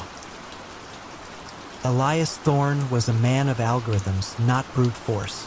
In the burgeoning digital underworld of the early 2000s, while others focused on drug shipments or street corners, Elias saw the untapped potential of data. His ambition was to build a criminal enterprise entirely devoid of physical presence, a ghost in the machine that siphoned wealth through invisible channels. Operating from a nondescript office building in a bustling European city, Elias assembled a small, brilliant team of programmers, hackers, and financial analysts. He wasn't interested in violence. His preferred weapon was a well-crafted phishing email, a cleverly designed Trojan, or a sophisticated money mule network. His initial ventures were focused on identity theft and credit card fraud, but Elias quickly pivoted to something far more lucrative and less traceable: corporate espionage and market manipulation. He developed bespoke software that could infiltrate the networks of multinational corporations, not to steal their secrets outright, but to subtly alter financial records, inflate stock prices of companies he secretly held shares in, or create phantom invoices that diverted funds into his untraceable offshore accounts. He was a master of the quiet siphon, draining resources drip by drip, ensuring that no single transaction was large enough to trigger immediate alarms. The beauty of his system was its distributed nature. The money moved through dozens of accounts in various jurisdictions, dissolving into the global financial ether before it reappeared as legitimate income in his shell companies. Elias exerted control through an almost clinical detachment. His team members rarely met in person. Communication was encrypted, and tasks were assigned with precise, emotionless instructions.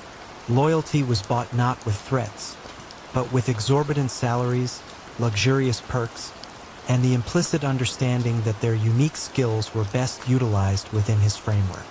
Disloyalty was not met with violence, but with a quiet digital erasure.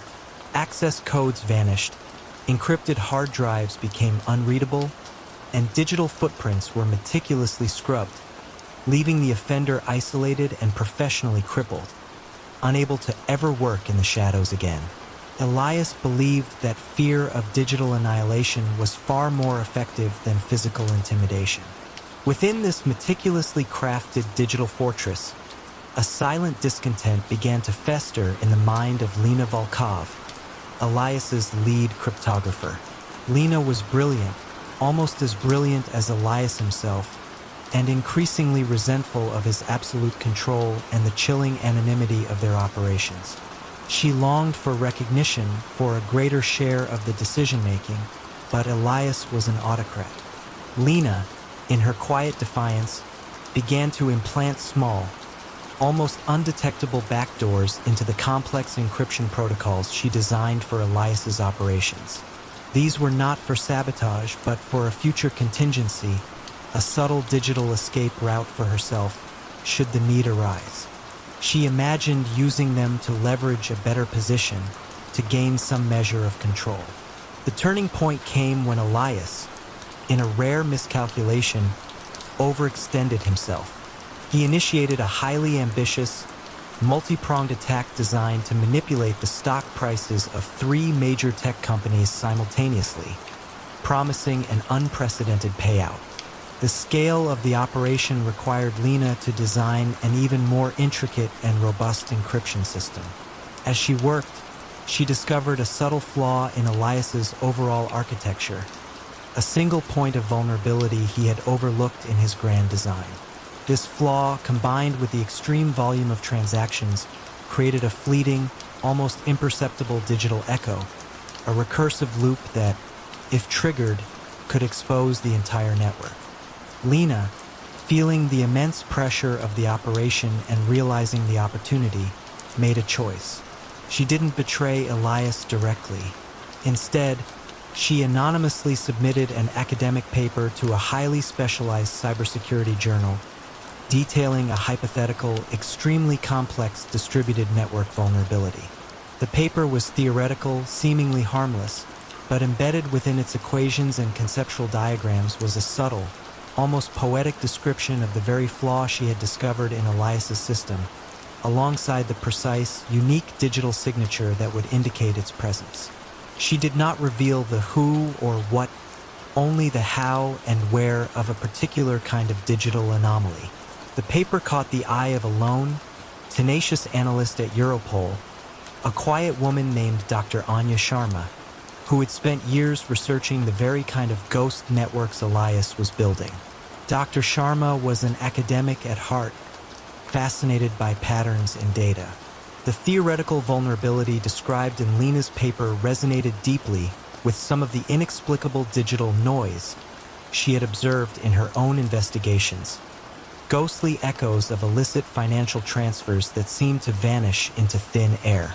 Using the paper as a conceptual map, Dr. Sharma began to trace the almost invisible digital trails, not seeking a specific crime, but rather the unique signature of the theoretical anomaly.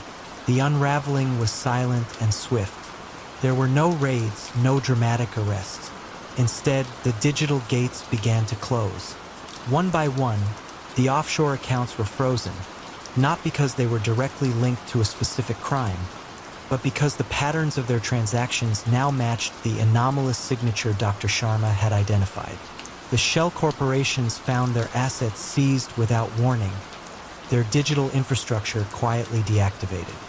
Elias, watching his financial network evaporate like mist, understood immediately. He was not caught by a traditional investigation, but by the theoretical exposition of his own digital masterpiece, quietly broadcast by the very mind that had helped construct it. The ghost had been detected, not through its actions, but through the subtle mathematical resonance of its hidden form. The city of Naples, in the fading light of the mid-20th century, often wore its secrets like a shroud. Beneath the clamor of its busy ports and the quiet hum of its ancient alleys, a different kind of power was being meticulously woven, not with the sharp edge of a blade, but with the subtle rustle of ledgers and the discreet click of a pen. At the heart of this intricate web sat Lorenzo Vitali, a man whose unassuming demeanor belied a mind as sharp and intricate as any master clockmaker. Lorenzo was not born into the grand families of Naples. He arrived as a young man, a quiet prodigy of numbers from a provincial village, carrying nothing but a worn leather briefcase and an almost supernatural understanding of finance. He began his ascent in the employ of the old Don Gennaro, a patriarch whose methods were rooted in tradition and brute force. Don Gennaro recognized in Lorenzo not a warrior, but a rare strategist, a silent architect capable of building fortresses out of paper. Lorenzo's genius lay in his ability to transform illicit gains into seemingly legitimate enterprises. He devised complex schemes of money laundering that funneled cash through a labyrinth of shell corporations, front businesses, and offshore accounts, making the proceeds of racketeering and protection appear as the honest fruits of legitimate commerce. Textile factories, shipping companies, even a string of high-end restaurants, all were conduits, their profits silently enriching the Don's coffers. He understood that true power wasn't about visible muscle, but invisible leverage. He rarely threatened directly. Instead, he cultivated financial dependencies. A struggling politician might find an unexpected, anonymous donation. A desperate businessman, a lifeline loan. These were not gifts, but quiet investments, ensuring loyalty and influence when needed. His primary strategy involved creating a parallel economy. Merchants, already under the Don's protection, were encouraged to invest their profits back into Lorenzo's legitimate ventures, blurring the lines between coercion and opportunity. Those who hesitated often found their credit lines inexplicably tightening, their supplies delayed, or their permits inexplicably entangled in bureaucratic red tape. No threats were uttered, no violence displayed. Only the slow, inexorable squeeze of economic pressure until compliance was the only sensible path. Lorenzo built a network of indebted individuals across the city, from city council members to dock workers, all bound by financial threads he controlled. For decades, the system Lorenzo crafted ran with the precision of a Swiss timepiece. The Don's family thrived, expanding their influence far beyond Naples, all facilitated by Lorenzo's intricate financial architecture. He remained an enigma, a figure rarely seen in public, preferring the quiet solitude of his study, surrounded by ledgers and financial reports. He lived modestly, a stark contrast to the opulence of those he served, a ghost in the machine. But even the most perfect clock can eventually falter, often due to the smallest, most overlooked cog. The unraveling began, not with a grand betrayal or a police raid, but with a junior bank clerk named Sophia. She was new to the city, assigned to a small branch that handled some of the Don's oldest, most innocuous-looking accounts Lorenzo himself had set up decades ago, now almost forgotten. Sophia, with her meticulous attention to detail and a fresh perspective, noticed a subtle discrepancy, a pattern of fractional transfers that seemed too precise, too regular for typical business operations. It was a thread so fine, most would have dismissed it as an error. Sophia, however, was persistent. She followed the trail piece by painstaking piece through layers of legitimate transactions, eventually uncovering a dormant network of shell companies connected to a single, obscure holding firm in Luxembourg. This firm, Lorenzo's masterstroke of anonymity, had been designed to be impenetrable. But Sophia's dogged tracing of small, consistent payments, what Lorenzo had dismissed as noise in his grand scheme, revealed a connection to a seemingly unrelated charity. This charity, funded by a series of small, untraceable donations, then made large, untraceable loans. Unbeknownst to Lorenzo, a new, younger generation of prosecutors had taken office, armed with sophisticated financial analysis tools and a relentless drive. Sophia's findings, once reported, became the catalyst. They didn't target the flashy capos or the street enforcers. They followed the money, the invisible veins of the empire. Lorenzo's complex web, designed to hide the big picture, ironically broke down because of its smallest, most consistent movements. The quiet architect had overlooked the persistent drip of tiny transactions, believing them too insignificant to be noticed. It was a slow, deliberate dismantling taking months, then years. The authorities didn't storm a compound. They audited, subpoenaed, and froze assets. When the indictments finally came, they landed not on the Don or his capos, but on a vast array of seemingly legitimate businessmen, politicians, and accountants, all tangled in Lorenzo's financial net. Lorenzo himself was found in his study, calmly reviewing a balance sheet when the plainclothes officers arrived. There was no struggle, no dramatic chase, only the quiet click of handcuffs, a final, understated punctuation to a life spent in the shadows, brought down not by a roar, but by the whisper of numbers and the persistence of a young woman with a sharp eye for details. He had built an empire of shadows, and it vanished almost as silently as it was built. Silas Blackwood was a man of routines. Every morning, he walked the bustling docks of Liverpool, a man seemingly engaged in the honest business of shipping and logistics. He owned a thriving freight company, a warehouse full of goods, and maintained impeccable records.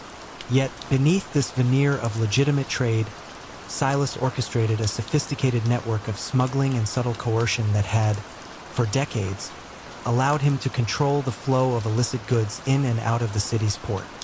His kingdom was built on whispers, strategic silences, and the meticulous exploitation of vulnerabilities within the complex international shipping industry. In the mid-1970s, as global trade expanded, Silas saw an opportunity beyond traditional contraband.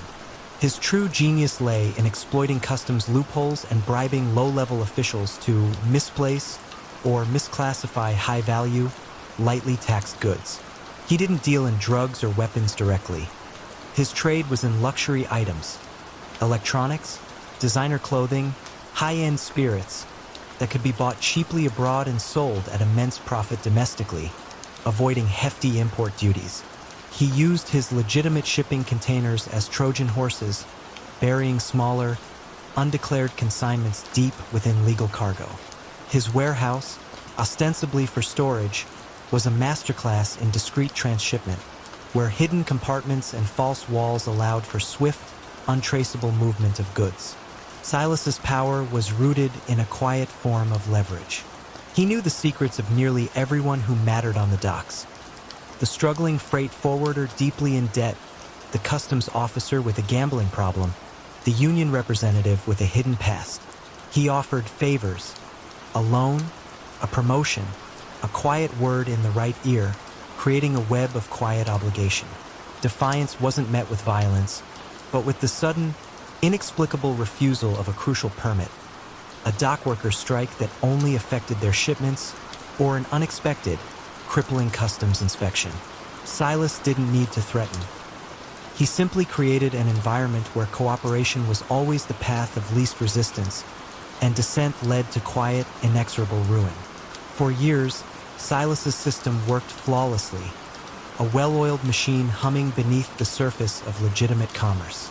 However, the slow, methodical habits that had built his empire also became its vulnerability.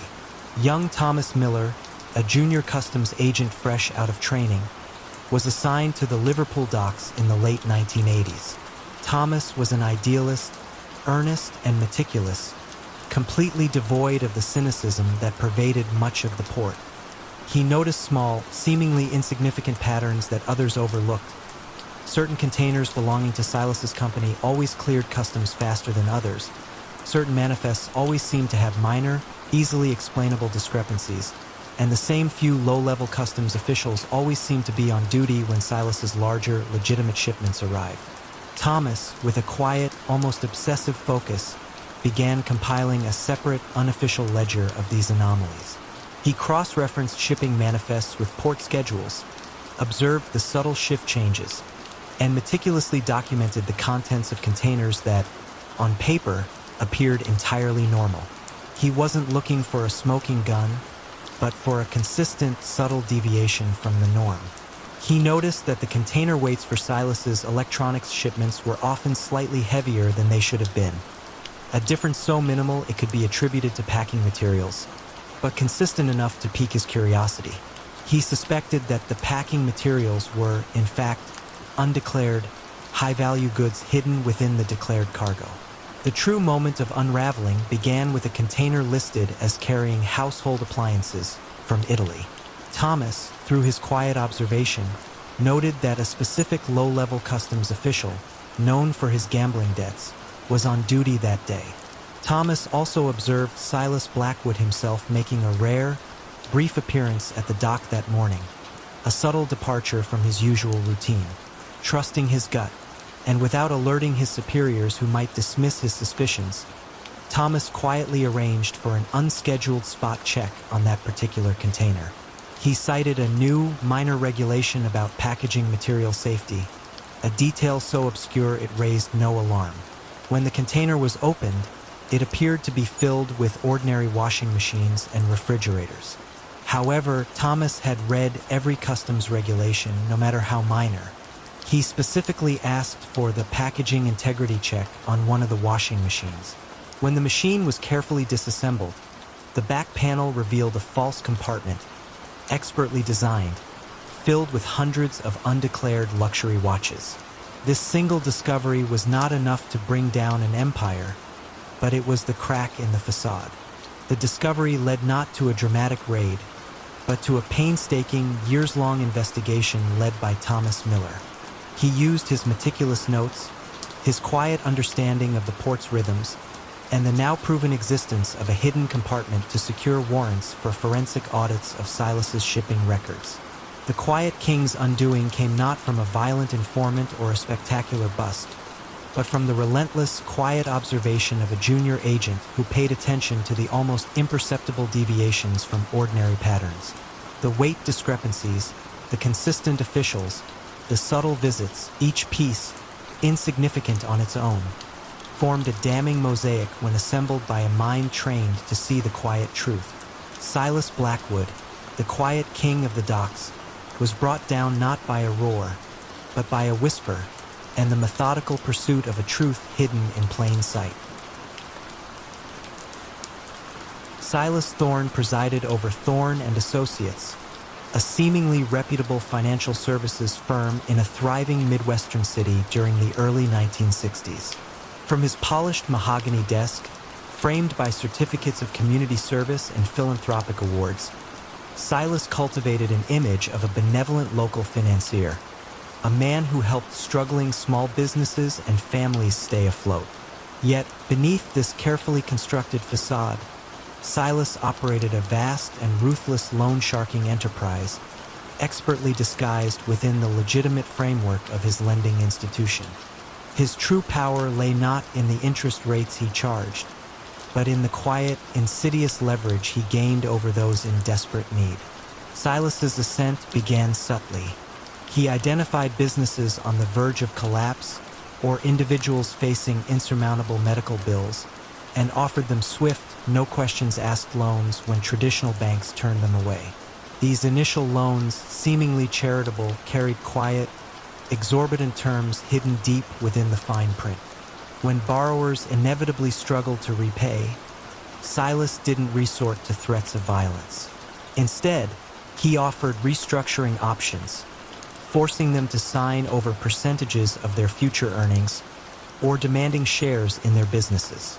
Those who hesitated found their credit lines mysteriously vanished, their suppliers suddenly demanding cash up front, or their personal financial details anonymously leaked to local gossip columns. Silas understood that the fear of public ruin and financial strangulation was far more potent than any physical threat. He didn't break bones.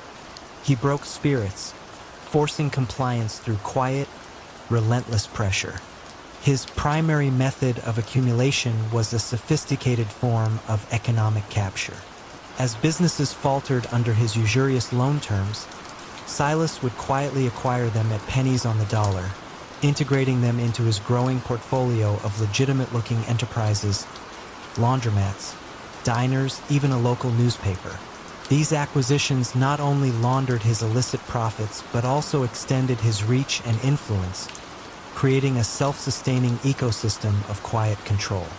Loyalty within his inner circle, comprised of shrewd accountants and discreet enforcers who rarely showed their faces, was bought with immense salaries and the implicit understanding that Silas protected them absolutely from the messy realities of the outside world.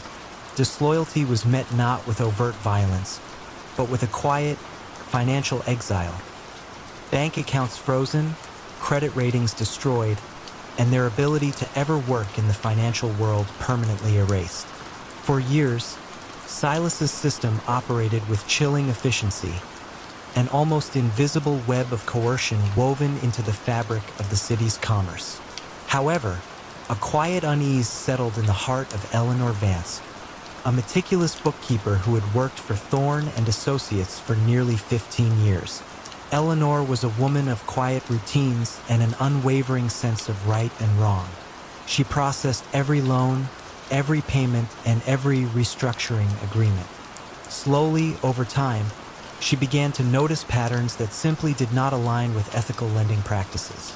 The disproportionate number of clients who defaulted despite reasonable initial loan amounts, the sudden, unexplained transfer of ownership of small businesses, and the recurring, substantial consulting fees paid to obscure shell companies. She didn't understand the full scope, but she knew the numbers told a darker story. Eleanor began, without telling anyone, to quietly make copies of specific loan agreements, payment histories, and internal memos, storing them in a locked box at home, a silent archive of her growing disquiet. The turning point came when Eleanor learned that her own elderly aunt, a small bakery owner, had approached Thorne and Associates for a loan to keep her business afloat. Eleanor knew the devastating cycle all too well. It was the personal connection, the fear of seeing her own family fall victim to the silent debt collector, that compelled her to act. She couldn't expose Silas directly, but she could provide a crucial thread. She anonymously sent a single, heavily redacted loan agreement, one that perfectly illustrated the predatory, escalating terms without revealing the borrower's identity, to a local journalist known for her investigative work, Maria Rodriguez. Eleanor included a cryptic note: "Look for the pattern, not the exception, in small business loans." Maria, a tenacious but initially skeptical journalist, saw the single document as potentially a one-off anomaly. However, the sheer, quiet conviction in the anonymous tip intrigued her. She presented the document to a federal agent she knew on background, Agent David Kim, a quiet, analytical man specializing in white-collar crime. Agent Kim, unlike most, possessed an almost obsessive attention to detail. The redacted loan document, with its almost imperceptible financial anomalies, was enough to pique his interest. He began to discreetly gather public records, property transfers, business licenses, and public financial statements related to businesses that had recently changed hands or declared bankruptcy in the city. He wasn't looking for violence, but for financial signatures of duress.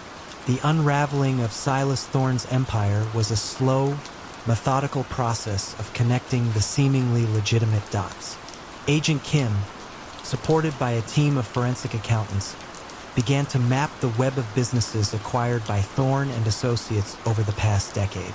They discovered that nearly every acquired business had first received a loan from Silas's firm, and that the terms of those loans, when examined collectively, revealed a consistent pattern of escalating interest, hidden fees, and coercive clauses that inevitably led to default and acquisition. The evidence was not in confessions, but in the cold, hard numbers. Eleanor, witnessing the slow tightening of the investigation from within, and realizing her silent archive was the definitive proof, anonymously delivered her meticulous copies to Agent Kim, sealing Silas's fate. The silent debt collector was brought down, not by a single act of violence, but by the quiet, relentless pursuit of financial truth hidden in plain sight, illuminated by the moral courage of an unassuming bookkeeper. Vincent Moretti was, to all outward appearances, a pillar of the community. In the bustling East Coast city of the 1990s, he was known as a shrewd real estate developer and a generous patron of the arts, schools, and hospitals. His annual charity galas were the highlight of the social calendar, attracting politicians, business leaders, and celebrities. Yet, behind the glittering facade of philanthropy, Vincent Moretti orchestrated a sophisticated web of racketeering and financial manipulation, using his seemingly legitimate enterprises and charitable foundations as conduits for illicit gain and quiet control. He was the quiet king of the city, not through overt threats, but through the subtle leverage of obligation and the strategic placement of his donations. Moretti's ascent began not with violence, but with calculated investment. He acquired struggling construction companies and waste management firms, rehabilitating them into ostensibly successful enterprises. These companies, however, were merely fronts for his true genius, controlling city infrastructure contracts. Through carefully placed political donations to mayoral campaigns and council members, always channeled through a labyrinth of PACs and nonprofit organizations he secretly controlled, Moretti ensured that his companies consistently won lucrative public works bids. Kickbacks were disguised as consulting fees to shell corporations, and inflated costs were buried deep within complex subcontracting agreements. Businesses that resisted his services, whether for waste removal or construction, found themselves mysteriously entangled in red tape, facing sudden permit issues, or experiencing unexpected supply chain disruptions. Vincent didn't need to break legs. He simply slowed the wheels of progress until compliance became the only sensible option. His method of ensuring loyalty was equally insidious. He cultivated a reputation as a benevolent benefactor. A politician facing a tough re-election campaign might find a timely, anonymous donation to their super PAC, or a struggling community center might receive a substantial grant from one of Moretti's charitable trusts. These acts of generosity created a powerful, unspoken bond. Those who accepted his largesse found themselves quietly indebted, subtly compelled to return the favor when his legitimate businesses needed a zoning variance, a regulatory bypass, or a particular city contract. The coercion was soft, almost imperceptible, built on the slow erosion of moral lines rather than open intimidation. Within Moretti's tightly controlled network, a quiet disquiet grew in the heart of Elena Ramirez, his chief financial officer for nearly a decade. Elena was the architect of his intricate money laundering schemes, the one who meticulously crafted the false invoices and managed the dozens of offshore accounts. She was brilliant, indispensable, and increasingly burdened by the ethical compromises her work demanded. Elena had started as a naive, ambitious accountant, drawn by Moretti's charm and the promise of wealth. But over the years, she had witnessed the subtle corruption spread like a silent disease, realizing that every charitable donation and community project was merely a thread in a vast web of control. She began to subtly encrypt certain internal documents beyond Moretti's general access, creating a separate personal archive of the true financial flows, a quiet act of rebellion. The catalyst for the unraveling came not from a dramatic event, but from a change in the political landscape. A new district attorney, Sarah Chun, swept into office on an anti-corruption platform, determined to untangle the city's entrenched political patronage. Unlike her predecessors, Chun was not interested in street-level crime. Her focus was on white-collar malfeasance and the opaque world of campaign finance. She assembled a small team of financial forensic auditors, quiet individuals who specialized in tracing money through complex legal structures. One of these auditors, a young, unassuming woman named Emily Thorne, was tasked with reviewing campaign finance disclosures and tax filings of major local charities and PACs, a seemingly mundane administrative assignment. Emily, with her methodical nature, noticed a recurring pattern that others had overlooked. A disproportionate number of public works contracts were awarded to companies that consistently made large, indirect donations to the same select few political candidates, always channeled through a specific network of ostensibly independent charitable foundations. She wasn't looking for direct bribes, but for the statistical anomaly of financial favor. Emily's breakthrough came when she cross-referenced the financial records of Moretti's largest charitable foundation with the construction bids. She noticed that the foundation, which claimed to focus on underprivileged youth, was receiving unusually large donations from the very same subcontractors that were consistently chosen for Moretti's major city projects, even when their bids weren't the lowest. It wasn't illegal on its face, but the pattern was too consistent to be coincidence. When she started digging into the foundation's expenditures, she found that a significant portion of the money went not to youth programs, but to administrative fees and consulting services for shell companies that traced back to Moretti's inner circle. The unraveling was a slow, deliberate tightening of a financial noose. Emily's findings, quietly presented to DA Chun, led to a grand jury investigation, not into violence or direct racketeering, but into campaign finance violations, tax evasion, and conspiracy to defraud the city. The evidence wasn't a smoking gun, but a mountain of meticulously analyzed financial data. Subpoenas arrived at Moretti's offices, requesting years of accounting records. His legitimate businesses, once impenetrable, were subjected to relentless forensic audits. Elena Ramirez, seeing the walls close in and recognizing that her encrypted archives held the definitive proof, quietly delivered her hidden files to the investigators, sealing Moretti's fate. The philanthropist's hidden hand was finally exposed, not by a dramatic raid, but by the quiet, persistent pursuit of financial truth. In the early 2010s, as the digital dark web emerged as a new frontier for illicit trade, Elias the Ledger Vance carved out his niche not in selling contraband, but in making it financially viable. Operating from a series of anonymous, encrypted servers scattered across the globe, Elias was the silent, indispensable financial architect of the digital underworld. He built a sophisticated cryptocurrency laundering service, enabling anonymous transactions on platforms like the original Silk Road, turning untraceable digital coins into clean, usable fiat currency. His empire was built on the premise of absolute anonymity and an unparalleled understanding of decentralized finance. Elias's service was deceptively simple. Clients would transfer various cryptocurrencies, Bitcoin, Ethereum, Monero, to his secure digital wallets. He would then meticulously mix these coins with vast reserves of legitimate cryptocurrency through complex tumbling and mixing services, breaking down the connection between the sender and receiver. The cleaned funds would then be sent back to the clients, often in different cryptocurrencies or converted into fiat currency via a network of seemingly legitimate online exchanges and shell companies in obscure jurisdictions. He charged a hefty commission, but the promise of absolute anonymity and untraceability was worth the price for his clientele, which ranged from drug traffickers to arms dealers, fraudsters, and even state-sponsored actors seeking to bypass sanctions. His control was through the absolute reliability of his service and the chilling knowledge that he held the keys to their financial anonymity.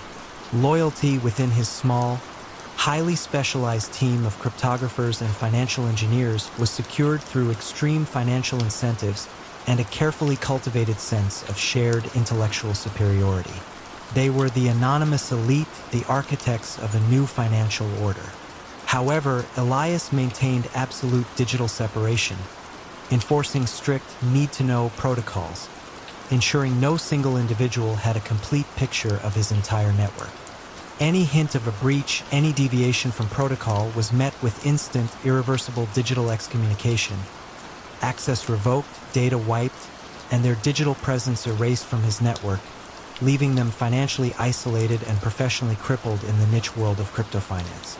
Among his most trusted, yet ultimately restless, team members was Lena Sokolov, a brilliant young blockchain analyst.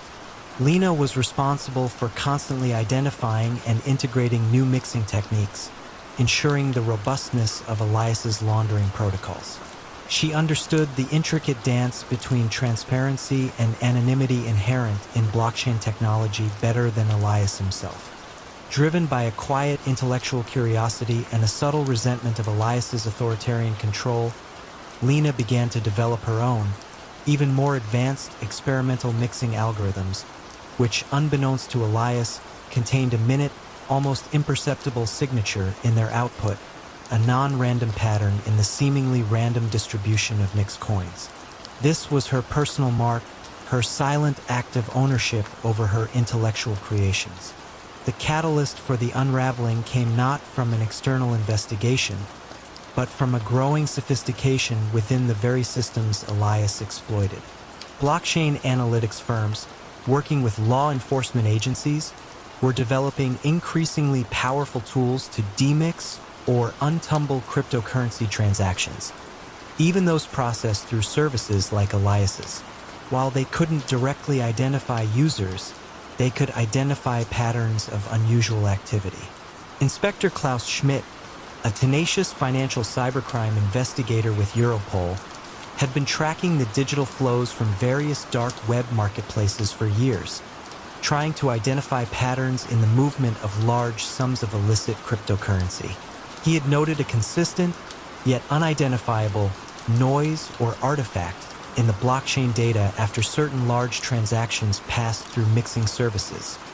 A faint, almost imperceptible digital echo that defied pure randomness. It was a statistical anomaly that piqued his scientific curiosity. Lena, observing the increasing scrutiny on blockchain anonymity and realizing her own experimental algorithms were generating this unique noise, saw her window. She understood that her signature was now a vulnerability. In a moment of quiet, desperate self-preservation, she anonymously uploaded a highly technical research paper to a niche online forum dedicated to advanced cryptography. The paper detailed a theoretical new class of blockchain artifacts that could be generated by specific types of advanced mixing algorithms, and crucially included a mathematical description of the unique, non-random pattern she had embedded in her own code.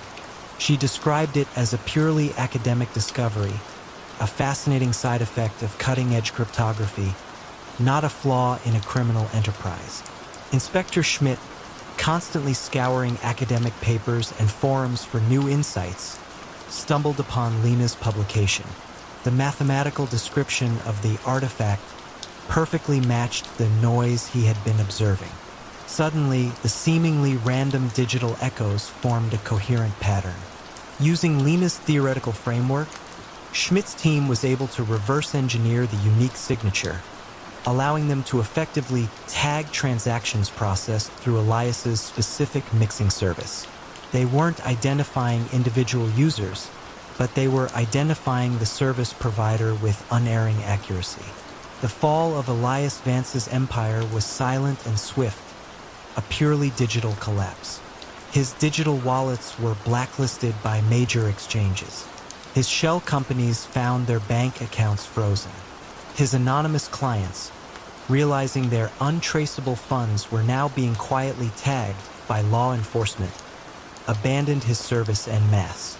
Elias watched, helpless, as his seemingly untouchable digital fortress disintegrated, not from a physical raid, but from the quiet mathematical unraveling of his own ingenious code, betrayed by the subtle, almost imperceptible signature left by a restless mind he had sought to control.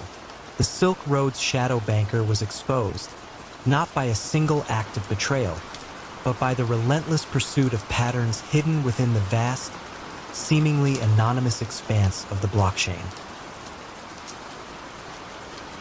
Marek Volkov moved through the newly independent landscape of Eastern Europe in the early 1990s like a phantom, leaving no discernible trace. As the old Soviet structures crumbled, a vacuum emerged, ripe for those who understood the true value of information. Marek, an unassuming man with eyes that seemed to absorb every detail, built his empire not on concrete or cargo, but on whispers and hidden truths. His wealth was not measured in gold bullion, but in the meticulously curated dossiers he amassed, detailing the indiscretions, vulnerabilities, and secret desires of the region's burgeoning elite. His power emanated from knowing everything and revealing only what served his quiet agenda. His rise began with a modest consultancy firm, ostensibly offering corporate intelligence and risk assessment to foreign investors navigating the chaotic market. In reality, Merrick was brokering a different kind of commodity. He employed a network of disaffected former intelligence agents, resourceful journalists, and brilliant, financially struggling data analysts. Their task was to gather information, illicit currency movements, hidden offshore accounts, compromising photographs, and hushed political alliances. Merrick never used violence. Instead, he leveraged. A struggling industrialist might find a critical loan suddenly approved after Marek's quiet advice to a bank executive. A rising politician might discover a damaging scandal from their past conveniently suppressed after a discreet meeting with Marek's intermediaries. His control was based on the simple, chilling knowledge that he possessed the key to their past, present, and future. Loyalty within Marek's circle was forged through a unique blend of fear and unparalleled opportunity. He paid his people handsomely, far more than they could earn elsewhere, and provided them with an almost intellectual challenge in uncovering secrets. But beneath the surface of professional deference lay the unspoken understanding that Merrick held the deepest secrets of his own employees too. Any whisper of disloyalty, any hint of independent ambition would result in not a physical threat, but a meticulously orchestrated ruin. A strategically leaked piece of information, a quiet word to the tax authorities, or the sudden public exposure of a deeply buried personal flaw. Merrick was the silent puppeteer, and his strings were invisible but unbreakable. Among his most brilliant and ambitious lieutenants was Anya Petrova, a young data forensics expert with an almost preternatural ability to trace digital footprints. Anya had meticulously built the secure databases where Marek's vast trove of information was stored, and she understood the architecture of his empire better than anyone, perhaps even Merrick himself. She admired his genius but resented his stifling control. Anya began, quietly, to duplicate certain key dossiers, creating a shadow archive for herself. She wasn't planning an immediate betrayal, but rather a future leverage, a silent insurance policy. She believed Marek's reliance on purely human sources was becoming outdated. The future, she knew, lay in raw, untraceable data. The subtle shift in power dynamics began to ripple when Anya, driven by a desire to prove her own capabilities and perhaps to accelerate the network's reach, started to initiate small, unauthorized information interventions. She subtly manipulated market sentiment by leaking carefully curated, partially true financial rumors, or nudged political outcomes by anonymously publishing embarrassing but verifiable details about minor figures. These were not Marek's measured, precise operations. They were faster, bolder, and left a faint but detectable digital signature. Her actions, though seemingly minor, created a subtle disturbance in the global financial and political ether. An international anti-money laundering task force, monitoring cross-border financial flows, began to notice a series of unusual market fluctuations tied to seemingly unrelated political controversies originating from this region. They weren't looking for Merrick Volkov, but for patterns of manipulative behavior. A meticulous forensic analyst named Inspector Dubois, reviewing a mountain of data, identified a recurring, almost imperceptible digital fingerprint in the flow of information, a unique metadata signature embedded in certain public domain documents, news articles, and financial reports that seemed to correlate with the observed market anomalies. The unraveling was not a dramatic raid, but a quiet, methodical process of digital triangulation. Inspector Dubois and his team began to trace the unique digital fingerprint, following the faint breadcrumbs across encrypted networks and public servers. They found that these digital trails consistently led back, not to a specific person or organization directly, but to a complex web of seemingly legitimate information service companies, all connected by subtle, shared digital infrastructure. Anya, watching the investigation from within, realized that her bolder moves had created the very signature that was now being traced. Fearing exposure and seeing a path to her own salvation, she made a decisive move. She anonymously uploaded a small, encrypted file to a public data sharing site, making it appear as an innocuous research dataset. This file, however, contained the metadata mapping that connected the unique digital fingerprint to Marek's primary servers and, crucially, to the specific financial accounts associated with his consultancy. Marek Volkov's empire did not fall with a roar, but with a sudden, profound silence. His encrypted communication channels went dead. His offshore accounts were quietly frozen. His consultancy was served with asset forfeiture orders and subpoenas based not on intercepted conversations or witness testimony, but on irrefutable digital evidence meticulously traced by Inspector Dubois and subtly amplified by Anya's desperate act of self-preservation. The man who had controlled everything through information found his own carefully guarded secrets, once his ultimate weapon, turned against him, revealing the invisible threads of his vast and silent dominion. In the shadowy corridors of American politics during the late 1960s, a man named Marcus the Maestro Thorne orchestrated a different kind of power.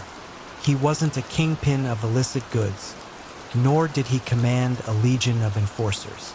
Instead, Marcus dealt in influence in the quiet manipulation of democratic processes. From his opulent yet discreet office in a major northeastern city, Marcus built a formidable syndicate that specialized in vote manipulation, union control, and the silent coercion of public officials. His empire was built on a foundation of meticulously cultivated relationships, strategic financial contributions, and the chilling understanding that every person had a price or a secret. Marcus began his ascent not through threats, but through favors. He provided crucial, often untraceable, funding to aspiring political candidates, ensuring their loyalty once they secured office. He used his deep connections within key labor unions to orchestrate strikes or ensure smooth operations, depending on whose agenda he served. His primary business was not merely swinging elections, but rather ensuring that public contracts, zoning changes, and regulatory decisions consistently favored his clients, who were often legitimate business owners seeking an unfair advantage. He laundered money through a network of shell corporations posing as legitimate lobbying firms and political consulting groups, making his illicit gains appear as standard political expenditures. Marcus never resorted to violence. His weapons were the subtle pressure of public opinion, the quiet whisper of a potential scandal, or the strategic timing of a sudden financial withdrawal that could cripple a campaign or a business. Loyalty within Marcus's network was cultivated through a shared sense of power and immense financial reward. He offered his associates unparalleled access and influence, making them feel indispensable. But beneath this veneer of shared success lay a subtle understanding. Marcus knew everything about them. Any deviation from his directives, any independent ambition, would result in a quiet, calculated downfall. A politician might find a past indiscretion resurface just before an election. A union boss might face an unexpected audit from a previously friendly oversight committee. Marcus ensured that betrayal was simply not worth the quiet, inexorable ruin it would bring. Within this intricately woven web, a quiet dissent began to grow in the mind of Clara Vance, Marcus's chief strategist and closest confidant for over 2 decades. Clara was the architect of his most complex schemes, the one who drafted the subtle amendments to legislation and devised the intricate voter registration drives that swung elections. She was brilliant, utterly indispensable, but also growing weary of the moral compromises and the chilling emptiness of power without purpose. She yearned for a life beyond the shadows. Over time, she began to meticulously cross-reference the legitimate-looking financial records with the actual, sometimes unrecorded outcomes creating a silent, personal inventory of the syndicate's true reach. The turning point came with a mayoral election of unprecedented public interest. Marcus, overconfident, pushed Clara to execute a particularly audacious plan to suppress voter turnout in certain districts and inflate numbers in others through a sophisticated absentee ballot scheme. The scale and audacity of the operation troubled Clara deeply, pushing her beyond her ethical boundaries. She saw the potential for the entire structure to become unstable, to finally show a visible crack. Clara, in a quiet act of rebellion, didn't expose Marcus directly. Instead, she anonymously provided a seemingly innocuous data set to an academic research project at a local university, a study focused on urban voting patterns and demographic shifts. This data set contained subtle anomalies in voter registration dates and absentee ballot requests in specific precincts, discrepancies so minor they would be dismissed as statistical noise by most. She made sure the anomalies were just enough to pique academic curiosity, but not so glaring as to immediately signal criminal activity. The data found its way to Dr. Eris Thorne, a young, tenacious political science professor who specialized in quantitative analysis of election data.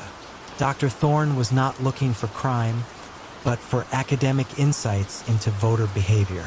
He noticed that in a handful of precincts, the statistical variance in absentee ballot applications defied all known demographic and historical trends. It was a pattern that simply shouldn't exist in normal circumstances. Intrigued, Dr. Thorne expanded his research, pulling more public data, including property records, campaign finance disclosures, and union membership lists, all linked to the anomalous precincts. He wasn't looking for fraud, but for the underlying socioeconomic factors that might explain such unusual voting behavior. The unraveling was a slow, methodical expose, not a criminal indictment. Dr. Thorne's published research paper, detailing the statistically impossible voting patterns in certain key elections, drew the attention of a national investigative journalism team. They picked up on the academic findings and began to dig deeper, connecting the unusual voting spikes to public works contracts, zoning variances, and inexplicable rises in property values in the very neighborhoods Marcus had quietly manipulated. The journalists, with Dr. Thorne's framework as their guide, began to trace the financial and political connections, uncovering the layers of shell corporations, the silent beneficiaries of legislative decisions, and the subtle ways money flowed from legitimate businesses to obscure political action committees. Marcus Thorne, the maestro of votes, was never caught in a dramatic raid. Instead, his empire crumbled under the weight of relentless public scrutiny. A series of scathing newspaper articles, backed by irrefutable statistical and financial analysis, exposed the intricate web of influence, making it impossible for his political allies to remain associated with him. The quiet power he wielded, once his greatest strength, was dissolved by the relentless illumination of truth. His clients quietly withdrew, his political protégés distanced themselves, and his legitimate businesses found their contracts mysteriously drying up. The syndicate of silent votes was undone, not by a single act of violence or betrayal, but by the quiet, methodical analysis of patterns, brought to light by a weary confidant and an academic's pursuit of statistical truth. Arthur Davies was a man who understood foundations, both literally and figuratively. In the bustling construction landscape of London in the 1980s, his company, Davies and Sons Builders, was a name synonymous with reliability. Yet, beneath the veneer of legitimate contracts and gleaming new high-rises, Arthur, known quietly as the architect, had built an empire rooted in the methodical control of an entire industry. He rarely raised his voice, never resorted to overt threats. His power lay in the intricate web of influence he wove through material suppliers, trade unions, and local planning offices. His vision was clear: to own the very ground upon which London was being rebuilt. Arthur's initial ascent was purely legitimate, building a reputation for efficiency. But he quickly recognized the immense financial opportunities presented by subtle manipulations within the complex ecosystem of large-scale development. He began by quietly acquiring stakes in key building material suppliers, ensuring preferential pricing for his own projects and discreetly inflating costs for competitors. He then extended his reach into the powerful trade unions, not through intimidation, but by offering lavish consultancy fees to union officials and ensuring steady, if slightly overinflated, work for their members through his projects. His control over planning permits was similarly subtle, achieved through a constant stream of donations to obscure local government initiatives and the strategic employment of politically connected advisors. Businesses that resisted his unofficial services found their material deliveries perpetually delayed, their workforces mysteriously striking, or their crucial planning applications caught in endless bureaucratic limbo. Arthur simply waited, knowing that time and financial pressure would eventually compel compliance. His primary method of wealth accumulation was a sophisticated form of racketeering disguised as legitimate business overhead.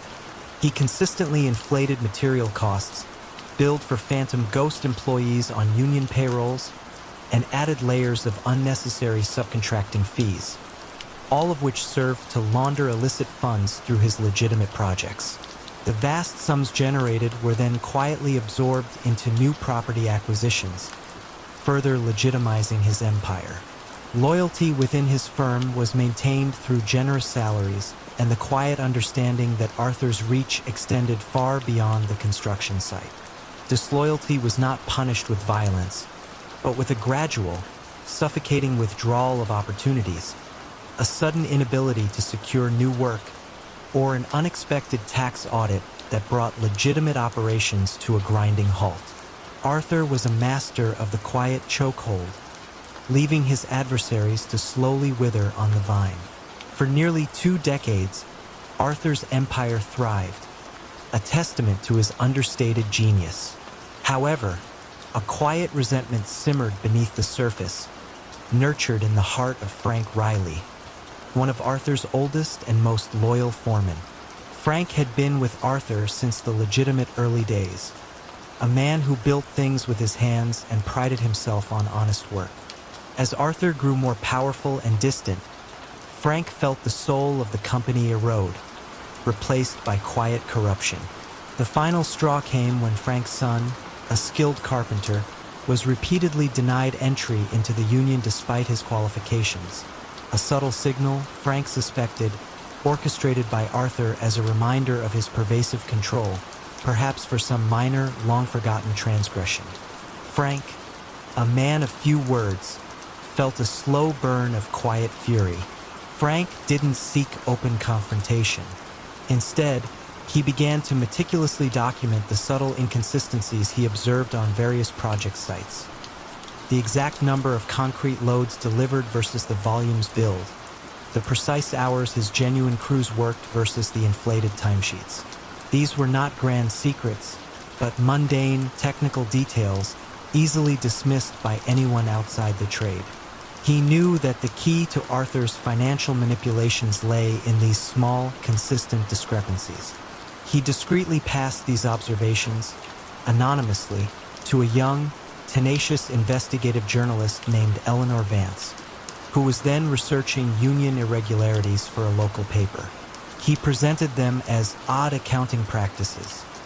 Nothing more. Eleanor, initially overwhelmed by the sheer volume of seemingly dry data, was on the verge of dismissing Frank's tips. But a single detail caught her eye: the consistent overbilling of a specific high-grade concrete mix on a major public housing project. It seemed too precise, too consistent to be random. She shared the obscure details with the forensic accountant she knew, a quiet, analytical woman named Dr. Evelyn Thorne, who specialized in construction fraud.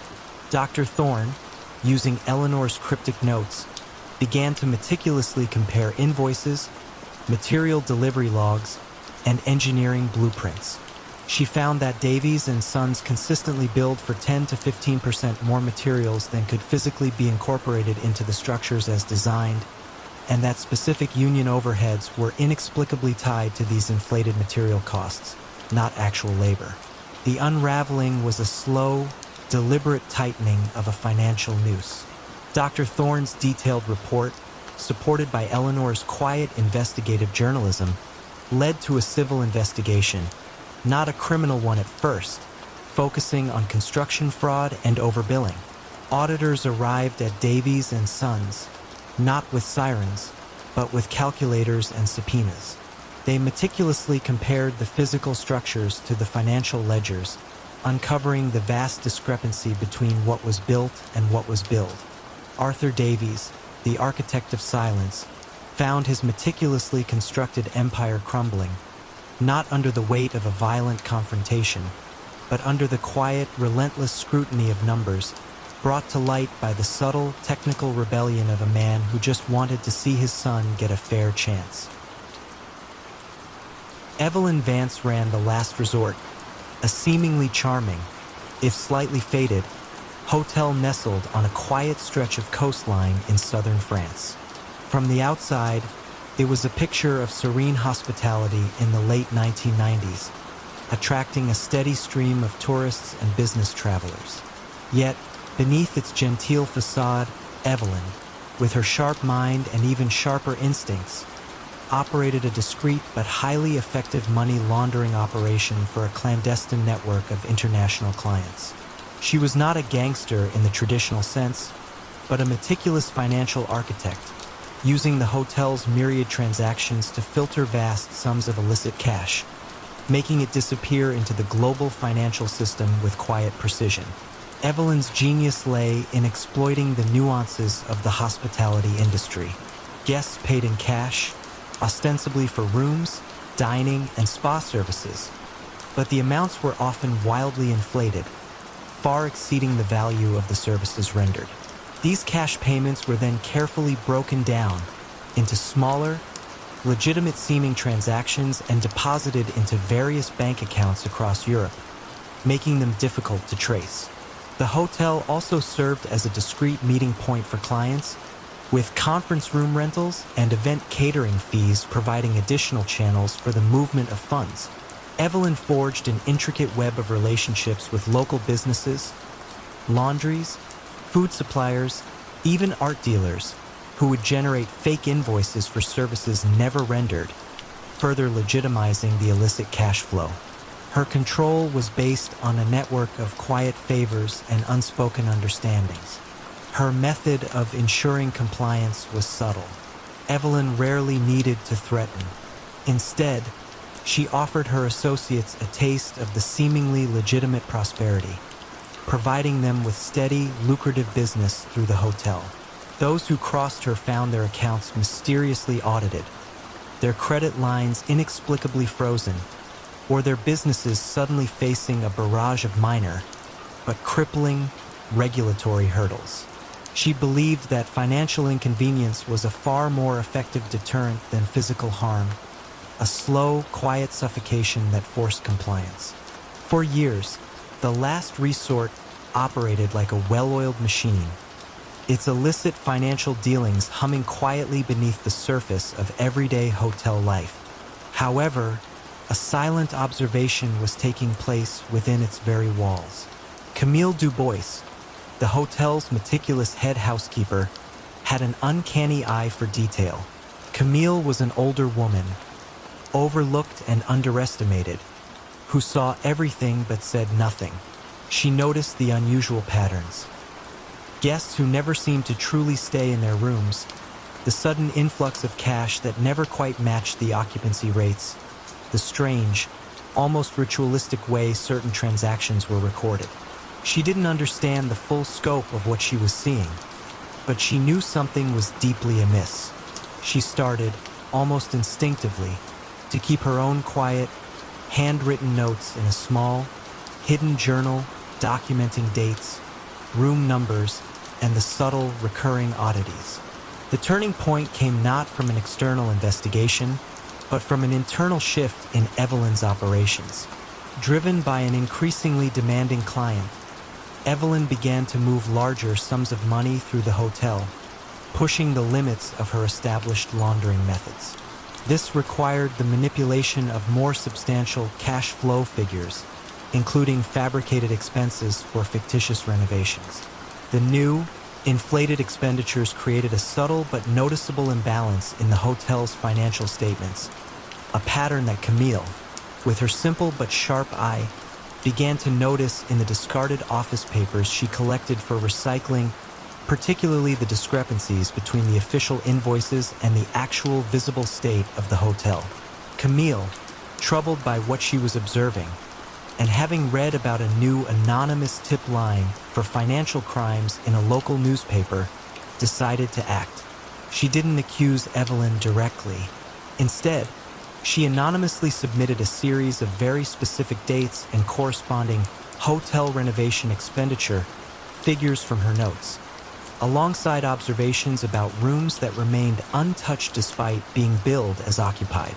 She made it seem like the concerns of a diligent employee worried about financial waste, not criminal activity.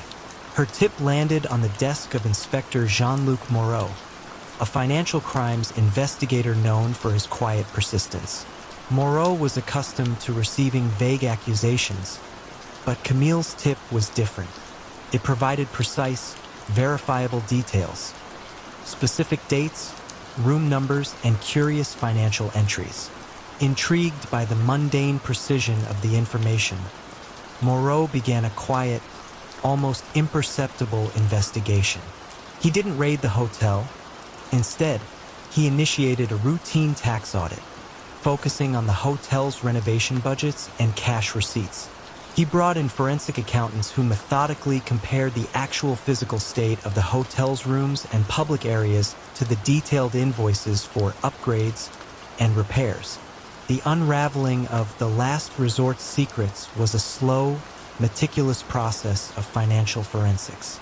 The auditors found significant discrepancies between the millions billed for renovations and the actual, relatively minor, improvements observed. They noticed the consistent pattern of inflated cash payments that far outstripped the hotel's capacity for legitimate revenue generation. The very normalcy of the hotel and its constant stream of cash had been its greatest strength, but also its fatal flaw when subjected to quiet, methodical scrutiny. Evelyn Vance, the architect of silence, found her discreet empire collapsing, not under a violent assault, but under the weight of meticulously traced financial data, brought to light by the quiet observations of a diligent housekeeper and the persistent investigation of a financial inspector. The calm facade of the last resort had, at last, yielded its deep, unsettling secrets.